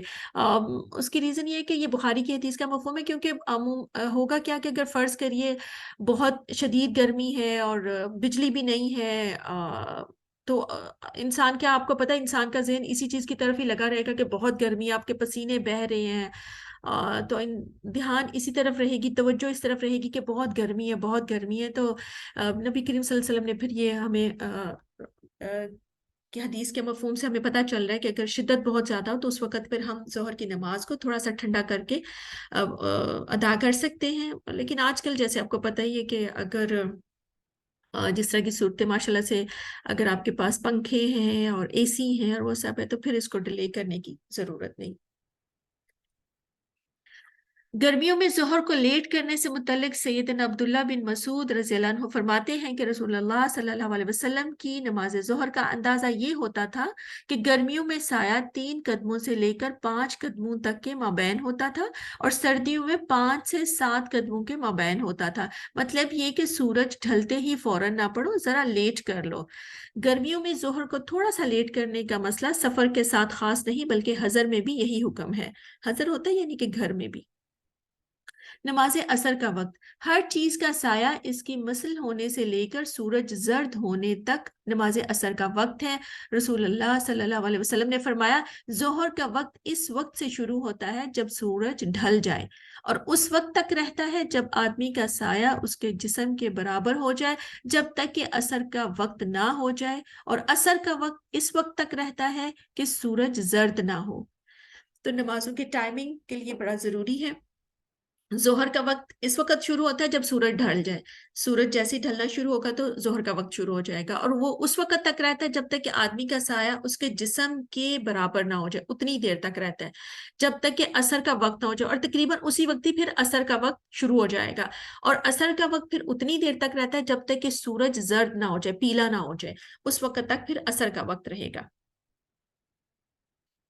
سیدہ عائشہ رضی اللہ عنہا فرماتی ہیں رسول اللہ صلی اللہ علیہ وسلم نماز عصر ایسے وقت میں ادا فرماتے کہ سورج اس قدر بلند ہوتا کہ محسوس ہوتا تھا میرے حجرے کے اندر ہے، باہر نہیں گیا. یعنی کہ ابھی سورج کافی بلند ہوتا تھا تو اس وقت ادا کرتے تھے. غروب آفتاب سے پہلے 1 رکعت ادا کر لینے سے بر وقت نماز ادا کرنے کا ثواب مل جاتا ہے. فرمان نبوی صلی اللہ علیہ وسلم ہے، جس نے غروب آفتاب سے پہلے عصر کی 1 رکعت ادا کر لی، اس نے نماز عصر کا وقت پا لیا۔ تو یعنی کہ سورج غروب ہونے لگا تھا، آپ نے ابھی عصر کی نماز نہیں پڑھی، اور تقریباً 7 بجے سورج غروب ہوگا اور آپ کا مغرب کا ٹائم ہمارا شروع ہو جائے گا۔ تو اسی طریقے سے اگر آپ کے پاس اتنا ہی ٹائم ہے، فرض کریے 6:50 یعنی کہ 10 منٹ پہلے ہی، اس کے 10 منٹ کے بعد مغرب کی اذان ہو جائے گی اور آپ نے نہیں پڑھی، کسی وجہ سے، بعض اوقات ہوتا ہے کوئی مجبوری ہوتی ہے، کچھ ایسی وجہ رہی ہے کہ آپ عصر کی نماز نہیں پڑھ سکے، اور آپ کے پاس صرف اتنا ہی ٹائم ہے کہ آپ کی 1 رکعت ادا ہو سکتی ہے، یعنی کہ فرض کریے 5 منٹ ہی رہتے ہیں اور 5 منٹ کے بعد آپ کی مغرب کی اذان ہو جائے گی، تو آپ وہ اپنی عصر کی نماز پڑھ لیں گے۔ آپ اپنی عصر کی نماز شروع کر لیجئے، چاہے 1 رکعت آپ نے ادا کی، اس کے بعد مغرب کی اذان ہو گئی، کوئی بات نہیں، آپ اپنی پوری عصر کی 4 رکعتیں ادا کریں گے، باقی کی 3 رکعتیں بھی ادا کریں گے، اور انشاءاللہ پھر یہ اس میں آپ کی نماز شمار ہو جائے گی۔ ہمیں یہ نہیں سوچنا چاہیے کہ اوہ ابھی تو میں نے عصر کی نماز نہیں پڑھی، لیکن 5 منٹ رہتے ہیں یا 10 منٹ رہتے ہیں مغرب کی اذان ہونے میں، اور میں یہ سوچوں کہ نہیں اب تو نماز قضا ہو گئی تو میں بعد نہیں، مغرب کے بعد ہی پڑھتی ہوں، تو یہ نہیں کرنا چاہیے۔ اگر 5 منٹ بھی رہتے ہیں، آپ نے نہیں پڑھی، آپ اپنی نماز پڑھ لیں گے، چاہے آپ کو 1 رکعت ہی پڑھنے کا موقع ملے۔ یہ منافق آدمی کی نماز ہے کہ وہ بیٹھا سورج کو دیکھتا رہتا ہے، حتیٰ کہ جب سورج شیطان کے 2 سینگوں کے درمیان غروب ہونے لگتا ہے تو اٹھتا ہے اور جلدی سے 4 ٹھونگے مار لیتا ہے، لیکن کرنا نہیں چاہیے۔ جان بوجھ کے عصر کی نماز آپ کو اپنی لیٹ نہیں کرنی۔ عصر کی نماز جو لیٹ کرے گا وہ کیا ہے؟ وہ منافقت کی علامت ہے، اور یہی یہاں پہ بیان کیا جا رہا ہے کہ وہ یہ منافق آدمی کی نماز ہے کہ جو بیٹھ کے سورج کو دیکھ رہا ہے لیکن وہ نماز نہیں پڑھ رہا، یعنی کہ آپ اپنے گھر کے کام کاج، بات چیت، ٹی وی، دوسری چیزوں میں لگے ہوئے ہیں، ادھر ادھر ٹائم ضائع کر رہے ہیں، لیکن آپ نے نماز نہیں اپنی پڑھی عصر کی، اور جب آپ نے دیکھا کہ اوہو اچھا بس اب سورج غروب ہونے لگا ہے، صرف 15 منٹ رہ گئے یا 20 منٹ رہ گئے، اچھا میں جلدی جلدی اب نماز پڑھ، تو آپ کیا کرو گے؟ آپ ٹھونگے ہی مارو گے نا، کیونکہ آپ کو فکر تو یہ ہوگا کہ ابھی اذان ہو جائے گی، یہ آخری وقت ہے، تو بندہ جلدی جلدی پھر اپنے سجدے کرتا ہے، اس کو خود بھی یہ نہیں پتا ہوتا کہ آپ کیا پڑھ رہے، بس جلدی جلدی نماز پڑھتا ہے۔ تو یہ اس طرح کو نماز کو آپ نے لیٹ کر کے پڑھ رہا ہے، تو یہ اس کو منافقت کی علامت کہا گیا ہے کہ یہ منافق آدمی ہے جو عصر کی نماز کو اتنا لیٹ کر کے پڑھ رہا ہے، تو جان بوجھ کے نہیں کرنا۔ رسول اللہ صلی اللہ علیہ وسلم نے فرمایا، نماز مغرب کا وقت سورج غروب ہونے سے غروب آفتاب کے بعد والی سرخی غائب ہونے تک ہے۔ اب مغرب کا وقت جب کب تک ہے؟ جب سورج غروب ہو گیا، اور غروب ہونے کے بعد والی سرخی غائب ہونے تک ہے۔ جب آسمان کے اوپر جو سرخی ہے وہ بالکل غائب ہو جائے گی اور اندھیرا چھا جائے گا، تو اتنی دیر تک مغرب کا وقت ہے۔ سیدنا رافع بن خدیج رضی اللہ عنہ فرماتے ہیں، ہم رسول اللہ صلی اللہ علیہ وسلم کے ساتھ نماز مغرب ادا کرتے تھے، اور نماز کے بعد بھی اتنی روشنی ہوتی کہ ہم میں سے کوئی آدمی جاتا اور تیر پھینکتا تو وہ اس کے گرنے کی جگہ دیکھ لیتا تھا۔ یہ بخاری کی حدیث کا مفہوم ہے کہ دیکھیے کہ نماز مغرب ادا کرتے تھے اور نماز کے بعد بھی اتنی روشنی ہوتی تھی کہ اگر وہ تیر پھینکتے تھے تو وہ کس جگہ پہ گرا وہ دیکھ لیتے تھے، تو اتنی روشنی ابھی ہوتی تھی، تو ہمیں بھی روشنی میں ہی نماز ادا کرنی، یعنی کہ جب سورج غروب ہوا ہے نا، تو چاہے ابھی آپ روشنی دیکھ رہے ہیں لیکن سورج غروب ہو گیا تو اس وقت پھر ہم اپنی نماز ادا کر سکتے ہیں، اور وہی جیسے مغرب کی اذان ہوئی ہے تو ہم اپنی نماز ادا کر لیں گے۔ نماز عشاء کا وقت، رسول اللہ صلی اللہ علیہ وسلم نے فرمایا، نماز عشاء کا وقت غروب آفتاب والی سرخی غائب ہونے سے ٹھیک آدھی رات تک ہے۔ تو نماز عشاء کا وقت ہمارے پاس کب ہے؟ جب غروب آفتاب والی سرخی غائب ہو گئی ہے، بالکل اندھیرا ہو گیا ہے کمپلیٹلی، اور اس وقت سے لے کے ٹھیک آدھی رات تک ہمارے پاس ٹائم ہے۔ یہ مسلم کی حدیث کا مفہوم ہے۔ رسول اللہ صلی اللہ علیہ وسلم نماز عشاء کو تاخیر سے ادا کرنا پسند کرتے تھے۔ یہ بخاری کی حدیث کا مفہوم ہے۔ ایک دن رسول اللہ صلی اللہ علیہ وسلم نے نماز عشاء اس وقت پڑھائی کہ عام رات گزر گئی، پھر فرمایا، اگر میری امت پر مشکل نہ ہو تو میں انہیں حکم دیتا کہ نماز عشاء اس وقت یعنی دیر سے ادا کیا کریں۔ رسول اللہ صلی اللہ علیہ وسلم نماز عشاء میں نمازیوں کا خیال رکھتے تھے. لوگ جلدی جمع ہو جاتے تو جماعت جلدی کرا دیتے، اور اگر لوگ دیر کرتے تو جماعت تاخیر سے کراتے تھے، یعنی کہ جماعت لیٹ کرتے تھے. تو نبی کریم صلی اللہ علیہ وسلم عشاء کی نماز میں نمازیوں کا بڑا خیال رکھتے تھے. اگر لوگ جلدی جمع ہو جاتے تھے تو وہ جلدی جماعت کرا دیتے تھے، اور اگر وہ کسی دن دیکھتے کہ لوگ دیر سے اکٹھے ہوئے ہیں تو وہ جماعت تاخیر سے کرا دیتے تھے. اب یہ تو سارے ٹائمنگ وہ تھی جو میں نے آپ لوگوں کو بتایا کہ کس وقت کرنی چاہیے نمازوں کے اوقات سے متعلق. اب تھوڑا سا میں ان کا اول وقت اور آخر وقت آپ لوگوں کے ساتھ تھوڑا سا شیئر کرنا چاہ رہی ہوں. میں چاہ رہی ہوں کہ اس چیز کو ہم بہت اچھے سے سمجھ لیں، کیونکہ نمازوں کے اوقات کو سمجھنا جاننا یہ بہت ضروری ہے. تو جیسے کہ سب سے افضل عمل کیا ہے؟ نماز کو اس کے وقت پر ادا کرنا. تو اگر ہم بھی چاہتے ہیں کہ سب سے بہترین کام کریں، سب سے اچھا کام کریں، تو اس کے لیے کیا ضروری ہے کہ ہم نماز کو اس کے اول وقت پر ادا کریں. تو بعض اوقات ہم یہ ہوتا ہے نا کہ بس ایسی عادت ہوتی ہے کچھ لوگوں کو کہ وہ ہر کام ہی سستی سے کرتے ہیں، دیر کرتے ہیں، ہر کام کو ڈیلے کر کے کرتے ہیں. تو اگر وہ یہ بات اپنی روٹین میں رکھ لیں کہ جب نماز ان کی اگر وقت پر ہو جائے گی تو انشاءاللہ ان کے باقی کام بھی وقت پر ہو جائیں گے. اور اس بات کو بھی یاد رکھنا بہت ضروری ہے کہ اللہ کے نزدیک سب سے محبوب عمل کون سا ہے؟ وقت پر نماز ادا کرنا، یعنی کہ اس کے اول وقت پر. تو ہم لوگ خواتین کو بھی یہ والی بات سوچنی چاہیے کہ وہ کون سے ہمارے کام ہیں کہ جو ہم بعد میں بھی کر سکتے ہیں، اور ہمیں اپنی نماز کو سب سے زیادہ اہمیت دینی ہے. ہم عموماً کیا کرتے ہیں کہ گھر کے کام کاج کو ہم بہت اہم سمجھتے ہیں، اور انہیں کو ہم پریفرنس بھی دیتے ہیں، اور انہیں میں لگے ہوتے ہیں کہ اچھا پہلے یہ کام کر لیتے ہیں، یہ کر لیتے ہیں، پھر نماز پڑھتے ہیں. تو یہ نہیں کرنا، پہلے نماز پڑھ لیجیے پھر بعد میں باقی کام کر لیجیے گا. ہونا بھی ہمارا یہی چاہیے نا کہ پہلے ہم نماز کریں پھر باقی کام. اور ہم اب کیا کریں گے کہ ہم اپنی روٹین ایسے سیٹ کریں کہ نمازوں کے اوقات اپنی جگہ پر رکھ کر باقی کاموں کو اس کے بعد یا پھر ہم اس سے پہلے کر لیں گے. تو بعض اوقات کیا ہوتا ہے، کوئی مجبوری لیکن اپنی جگہ پہ ہے. جیسے فرض کریے کہ کسی کی کوئی سرجری ہوئی ہے، اس کی 2-3 نمازیں اکٹھی ہو گئی ہیں، تو اگر وہ جب پھر نماز پڑھے گا تو وہ ترتیب کے ساتھ پڑھے گا. پہلے جو اس کی نماز رہتی تھی وہ اسی ترتیب، اگر اس کی ظہر کے ٹائم پہ وہ گیا، اس نے ظہر نہیں پڑھی، عصر نہیں پڑھی، مغرب نہیں پڑھی، تو پہلے آپ اپنی ظہر پڑھو گے، پھر عصر پڑھو گے، پھر مغرب پڑھیں گے. اب تھوڑا سا ہم یہ دیکھ لیتے ہیں کہ نمازوں کے اول وقت اور آخر وقت یہ کون سا ہے. تو ظہر کا اول وقت، یہ بہت غور سے سننے کی بات ہے. ظہر کا اول وقت ہوگا زوال شمس، یعنی کہ ہر آدمی کا سایہ اس کی لمبائی کے برابر ہو. تو جیسے ہی سورج ڈھلا نماز کا وقت شروع ہو گیا. اور اس کا آخری وقت ہوگا نماز عصر کا وقت داخل ہونے تک ہوتا ہے، جب تک عصر کا نماز کا وقت داخل ہونے سے پہلے تک کا ہوگا. جب عصر کا نماز ظاہر داخل ہو گیا تو پھر تو عصر کا ٹائم شروع ہو گیا. تو اس سے ہمیں کیا پتا چلتا ہے کہ اگر کسی وقت لیٹ ہو گئے ہیں، یعنی کہ دیر ہو گئی ہے، عصر کی اذان سے پہلے اگر ہم نے نماز نہیں پڑھی تھی، کسی وجہ سے ہم لیٹ ہو گئے ہیں، تو ظہر کے ہم نے پھر اگر تھوڑا ٹائم رہتا ہے عصر کی اذان ہونے میں، عصر کا وقت داخل ہونے میں، تو ہم جلدی سے اپنے جو ہمارے ظہر کے فرض ہیں ان کو پڑھ لیں گے، ادا کر لیں گے. تو ظہر کے جو ہمارے فرض ہیں 4 وہ ہم ادا کر لیں گے، تو وہ نماز ہماری وقت کے اندر ہی پھر آ جائے گی. تو افضل نماز کون سی ہے جس پر پھر بخشش کا بھی وعدہ ہے اور اللہ تعالیٰ کو بہت محبوب ہے؟ وہ اول وقت کی نماز ہے. تو ظہر کی نماز کی اصل اور مستحب بات جس پر سب کا اتفاق ہے وہ یہ ہے کہ اس کو جلدی پڑھا جائے، وقت داخل ہوتے ہی اس کے اول وقت میں ادا کیا جائے. اب ہم دیکھتے ہیں کہ عصر کا اول وقت. عصر کا اول وقت اس وقت ہوتا ہے جبکہ سورج ابھی بلند ہوتا ہے، اور اس کا آخری وقت سورج کے پیلا پڑنے تک ہوتا ہے. جب وہ زرد ہو جاتا ہے نا، پیلا ہوتا ہے، اس وقت تک اس کا وقت رہتا ہے. تو اول وقت ہوگا کہ جیسے سورج ابھی بلند ہے، ابھی روشن ہے، صاف ہے، وہ اس کا اول وقت ہے. اور آخری وقت جب سورج زرد ہو گیا. فرض کریں کہ مغرب کی اذان ہونے میں جیسے ابھی وہ بات کی تھی کہ 10 منٹ ہی رہتے ہیں یا 5 منٹ ہی رہتے ہیں، تو آپ نے اپنی عصر ادا کر لینی ہے.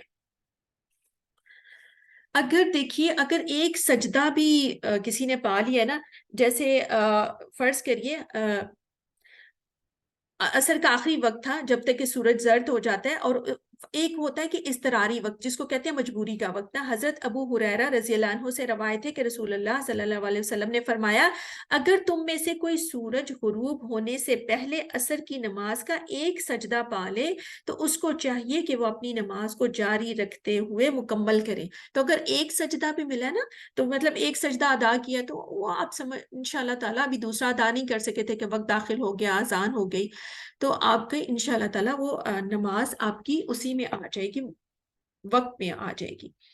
تو نماز چاہے 5 منٹ بھی رہتے ہوں گے یہ بات یاد رکھنے کی ہے اور اس کو شیئر بھی کرنا ہے آپ نے کہ اگر 5 منٹ یا 10 منٹ بھی رہتے ہیں تو آپ اپنی نماز ادا کریں گے.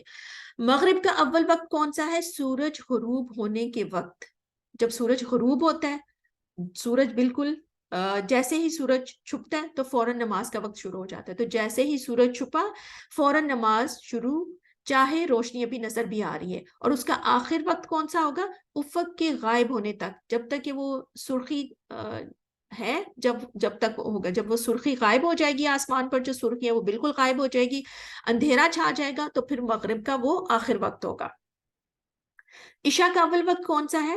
افق کے غائب ہونے کے وقت ہوتا ہے یعنی کہ اندھیرا ہوگا بالکل بھی سرخی نہیں ہوگی آسمان کے اوپر اندھیرا ہوگا اور اس کا آخر وقت آدھی رات تک ہوتا ہے. اب ہم دیکھیں گے کہ فجر کا اول وقت کون سا ہے؟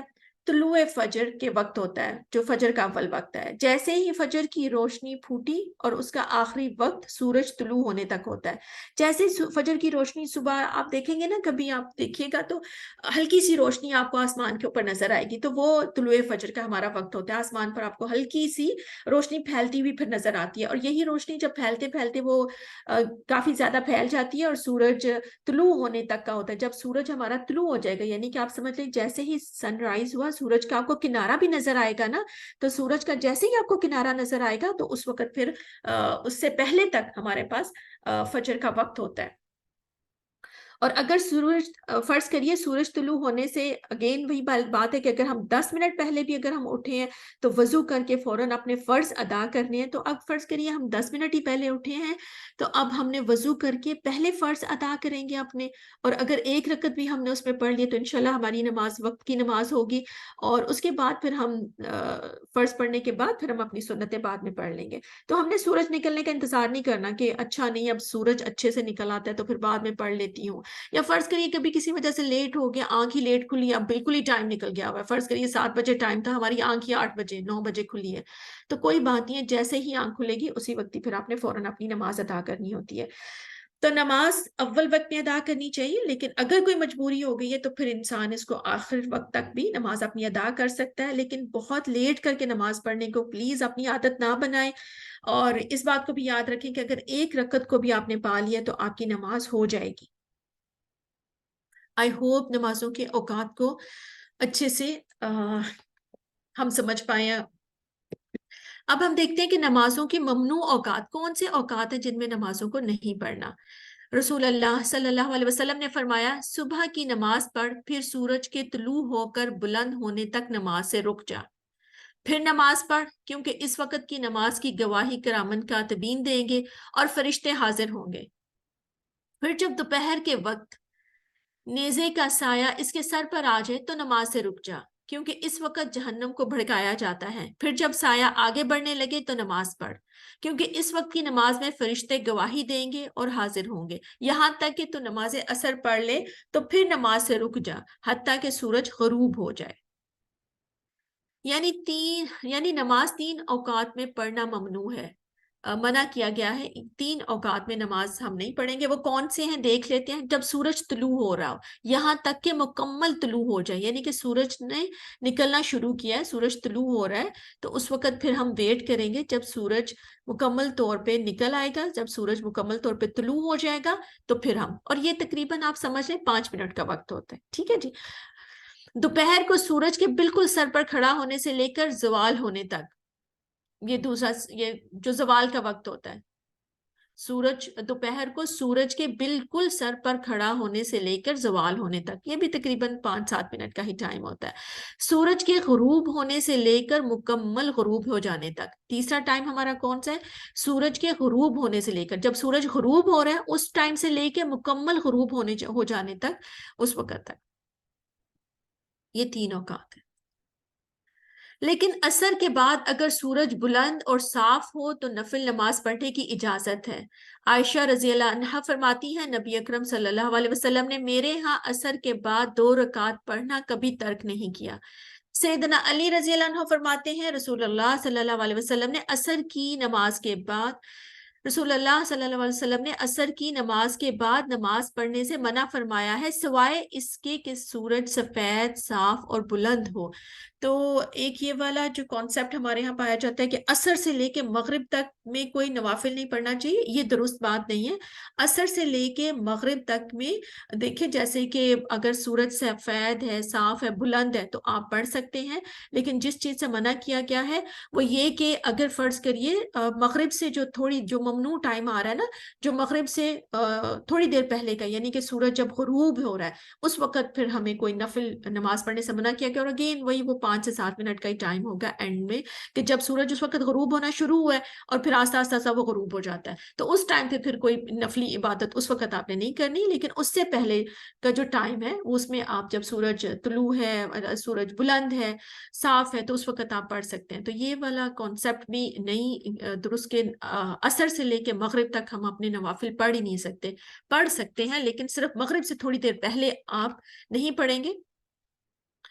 اگر نماز فجر لیٹ ہو گئی کہ سورج طلوع ہونے لگے تو نماز سے رکے رہیں تاکہ سورج مکمل طلوع ہو جائے.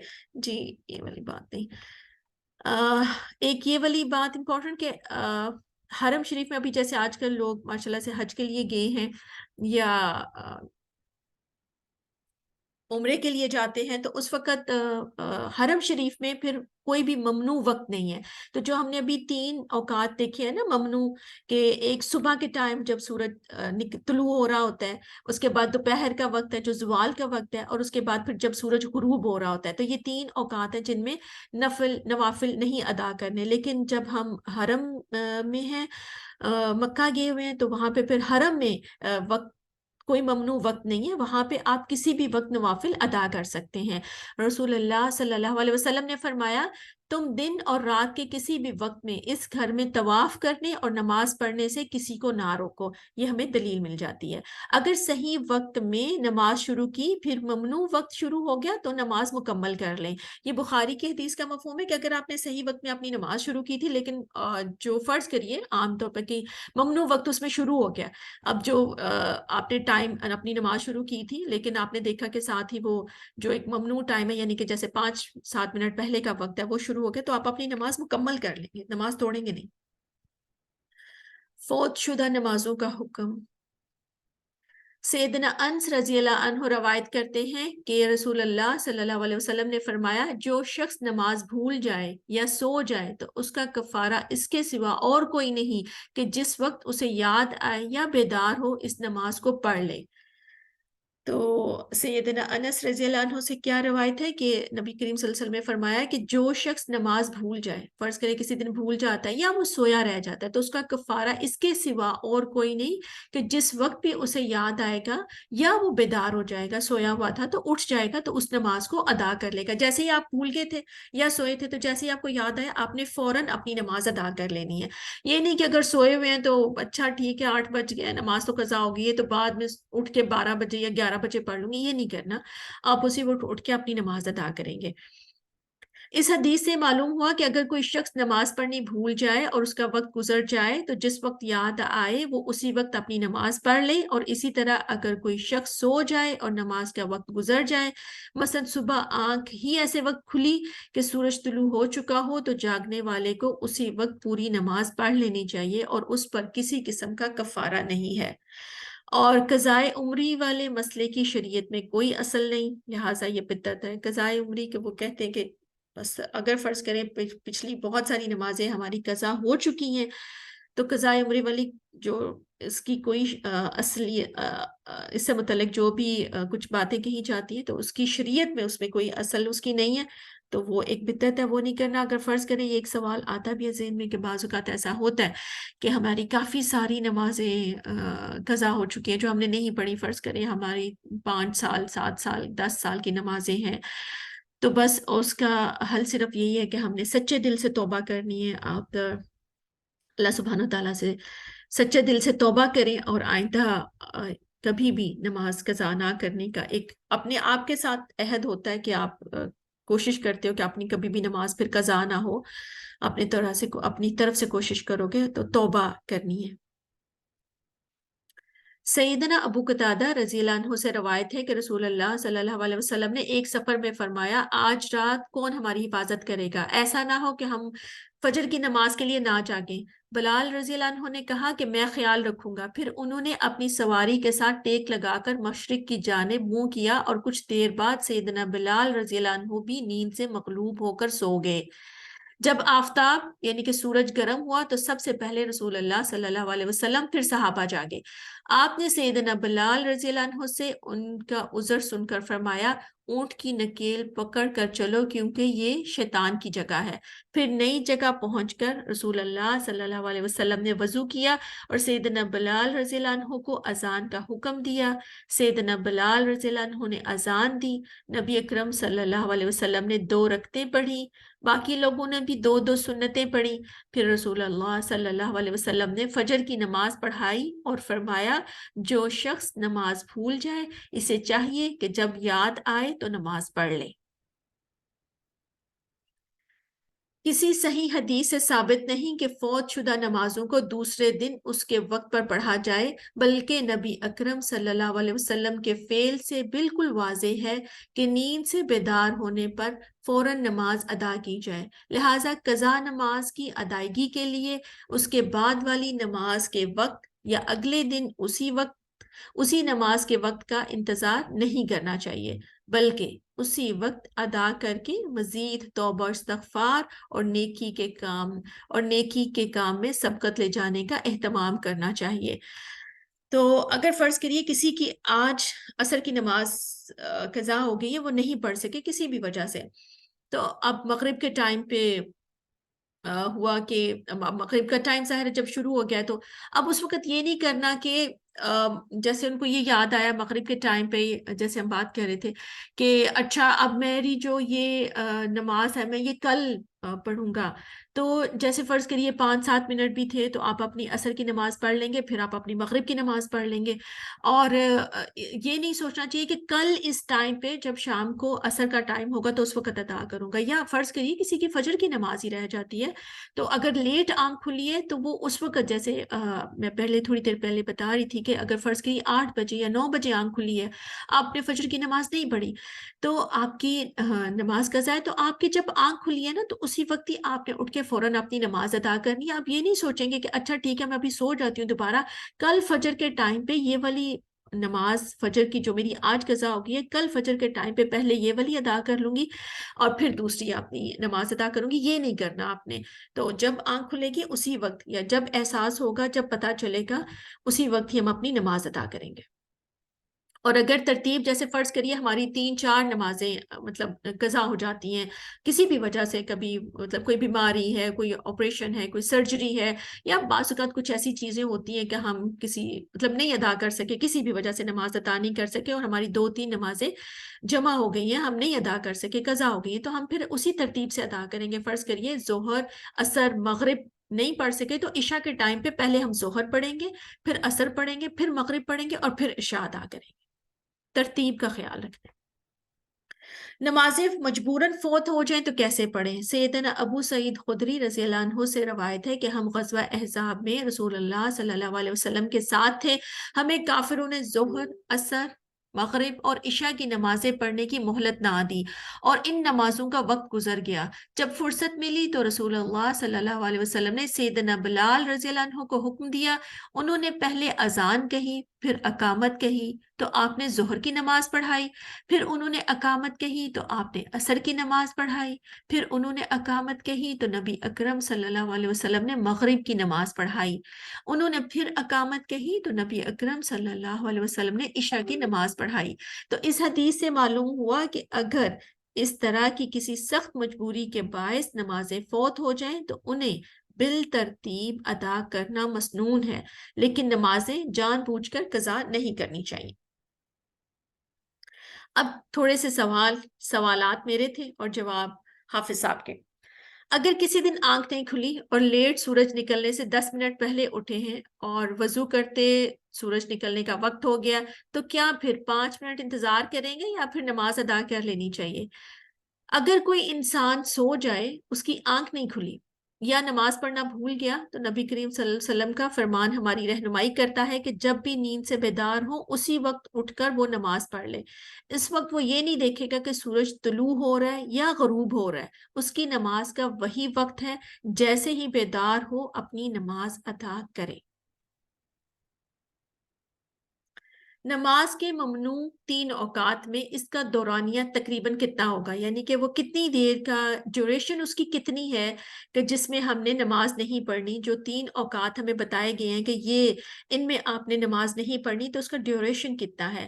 تو جب سورج طلوع ہو رہا ہے اس وقت تقریباً 5 منٹ کا وقت ہوتا ہے جب نماز نہیں پڑھ سکتے ہیں۔ اسی طرح جب سورج غروب ہونے کے لیے زرد ہو جائے، یہ بھی چند منٹ کا وقت ہے، اس وقت آپ نماز نہیں پڑھ سکتے۔ یہ عصر کے بعد مغرب سے کچھ ٹائم پہلے کا وقت ہے، مطلب مغرب سے تھوڑی دیر پہلے کا یہ وقت ہے۔ اسی طرح جب سورج ٹھہر جائے، جس کو ہم زوال کہتے ہیں، زوال شمس، جس وقت سورج ٹھہرتا ہے، یہ بھی تقریباً 5 منٹ کا ہوتا ہے، اس وقت ہم نماز نہیں پڑھ سکتے۔ تو یہ 3 اوقات جو ہمیں بتائے گئے ہیں جس وقت ہم نے نماز نہیں پڑھنی، اس کا تقریباً اتنا ہی ڈیوریشن ہے، تھوڑا 5 منٹ کا جسٹ ہوگا جس میں ہم نہیں پڑھیں گے، اس کے بعد ہم پڑھ لیں گے۔ عشاء کی نماز کب قضا ہوتی ہے؟ یہ بھی ایک بہت امپورٹنٹ سوال جو ہمیں سمجھنا چاہیے کہ عشاء کی نماز قضا کب ہوتی ہے۔ اگر عشاء کی اذان، فرض کریے، اب یہ میں ایک ایگزامپل سے سمجھانا چاہ رہی ہوں کہ فرض کریے اگر عشاء کی اذان 8 بجے ہوئی اور فجر کی اذان 4 بجے ہوئی، تو عشاء کی نماز کب قضا ہوگی؟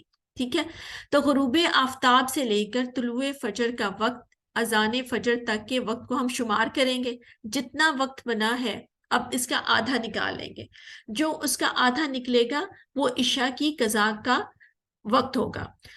فرض کریے کہ اذان فجر سے پہلے اور جو ہماری عشاء کی نماز ہے اس کو پھر لیکن ہم اذان فجر سے پہلے کبھی بھی ادا کر سکتے ہیں۔ اب فرض کریے کہ عشاء کی اذان 8 بجے ہوئی، فجر کی اذان کتنے بجے؟ 4 بجے، تو ٹوٹل دورانیہ ڈیوریشن ہمارے پاس کتنا ہو گیا؟ 8 گھنٹے بنتے ہیں۔ اب اس کا آدھا ٹائم 4 گھنٹے، جو کہ رات کے 12 بجے کا وقت ہے۔ 8 سے لے کے 4 گھنٹے آپ اس میں شمار کریں گے تو رات کے 12 بجے کا، تو اس سے پہلے نماز ادا کرنی ہوگی، ورنہ عشاء کی نماز قضا ہوگی۔ لیکن اگر فرض کریے کوئی 12 بجے بھی نہیں پڑھ سکا تو فجر کی اذان سے پہلے نماز ادا کر سکتے ہیں، تو وہ پھر آپ نے فجر کی اذان سے پہلے نماز ادا کرنی ہے۔ لیکن قضا جو ہم وہ بات کر رہے ہیں کہ مطلب ہماری کوشش یہ ہونی چاہیے کہ 12 بجے سے پہلے ہم اپنی نماز ادا کر لیں۔ یہ میں نے ایک ایگزامپل رکھی تھی، آپ کو پتہ ہی ہے کہ یہ ہمیشہ عشاء کی اذان 8 بجے نہیں ہوتی، نہ ہی ہمیشہ فجر کی اذان 4 بجے ہوتی ہے، ٹائمنگ بدلتا رہتا ہے، اس حساب سے آپ اس کو چینج کر کے دیکھ سکتے ہیں۔ مین آپ نے یہی دیکھنا ہے کہ عشاء کی اذان اور فجر کی اذان اور جو گھنٹے ہیں وہ کاؤنٹ کر لیں گے، اور اس کا آدھا ٹائم آپ دیکھو گے کہ آدھا ٹائم کتنا بنتا ہے، جتنا آدھا ٹائم بنتا ہے اس ٹائم تک آپ اپنی نماز ادا کر سکتے ہیں۔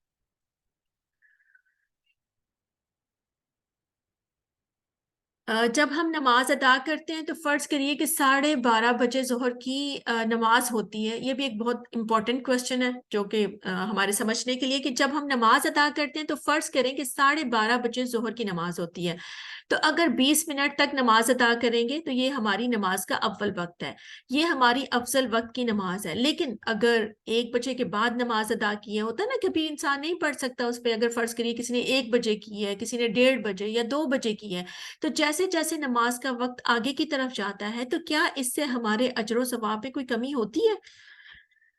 تو حافظ صاحب کا جواب تھا کہ افضلیت میں کمی آئے گی، اجر میں کمی اس کی نیت کے مطابق آئے گی، اور باجماعت نماز ادا کرے گا تو 27 درجے یعنی کہ 27 درجے ثواب ہے اگر اکیلا نماز پڑھے گا تو اس کی اکیلے کی نماز کہلائے گی۔ اگر کوئی اکیلا نماز پڑھتا ہے تو اس کی اکیلے کی نماز کہلائے گی، لیکن اگر جماعت کے ساتھ نماز پڑھتا ہے تو 27 درجے اس کا زیادہ ثواب ہو جاتا ہے۔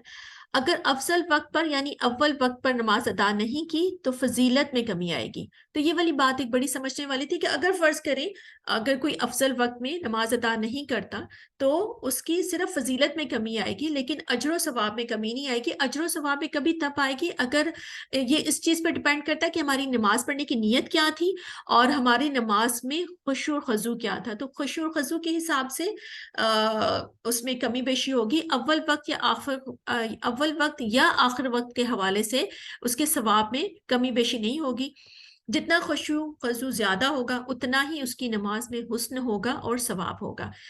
تو اس بات کا بھی ساتھ اہتمام کرنا ہے انشاءاللہ تعالیٰ. یہ جو آنے والے دن آ رہے ہیں اس میں میں آپ ہم سب ہماری کوشش ہوگی کہ ہم نماز کو اس کے افضل وقت میں ادا کریں.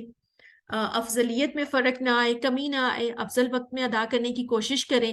اور جب بھی نماز ادا کریں تو اس کو خشوع اور خضوع کے ساتھ، کیونکہ وہ بھی نماز کا حسن ہے اور اس میں ثواب ظاہر ہے جیسے جیسے جتنا جس کا خشوع خضوع زیادہ ہوگا اتنا ہی زیادہ وہ ثواب حاصل کرے گا اپنی نماز میں.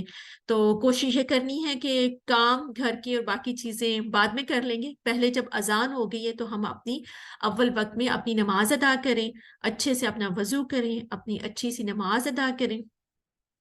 ہم طہارت کا خیال رکھیں، اپنے لباس کو دیکھیں، ہمارا لباس بھی صاف ستھرا ہونا چاہیے.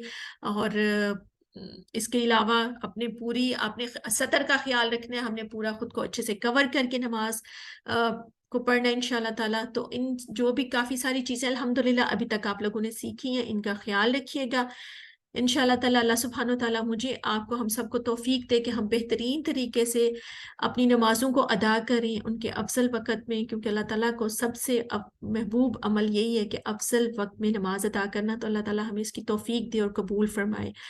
آمین یا رب العالمین.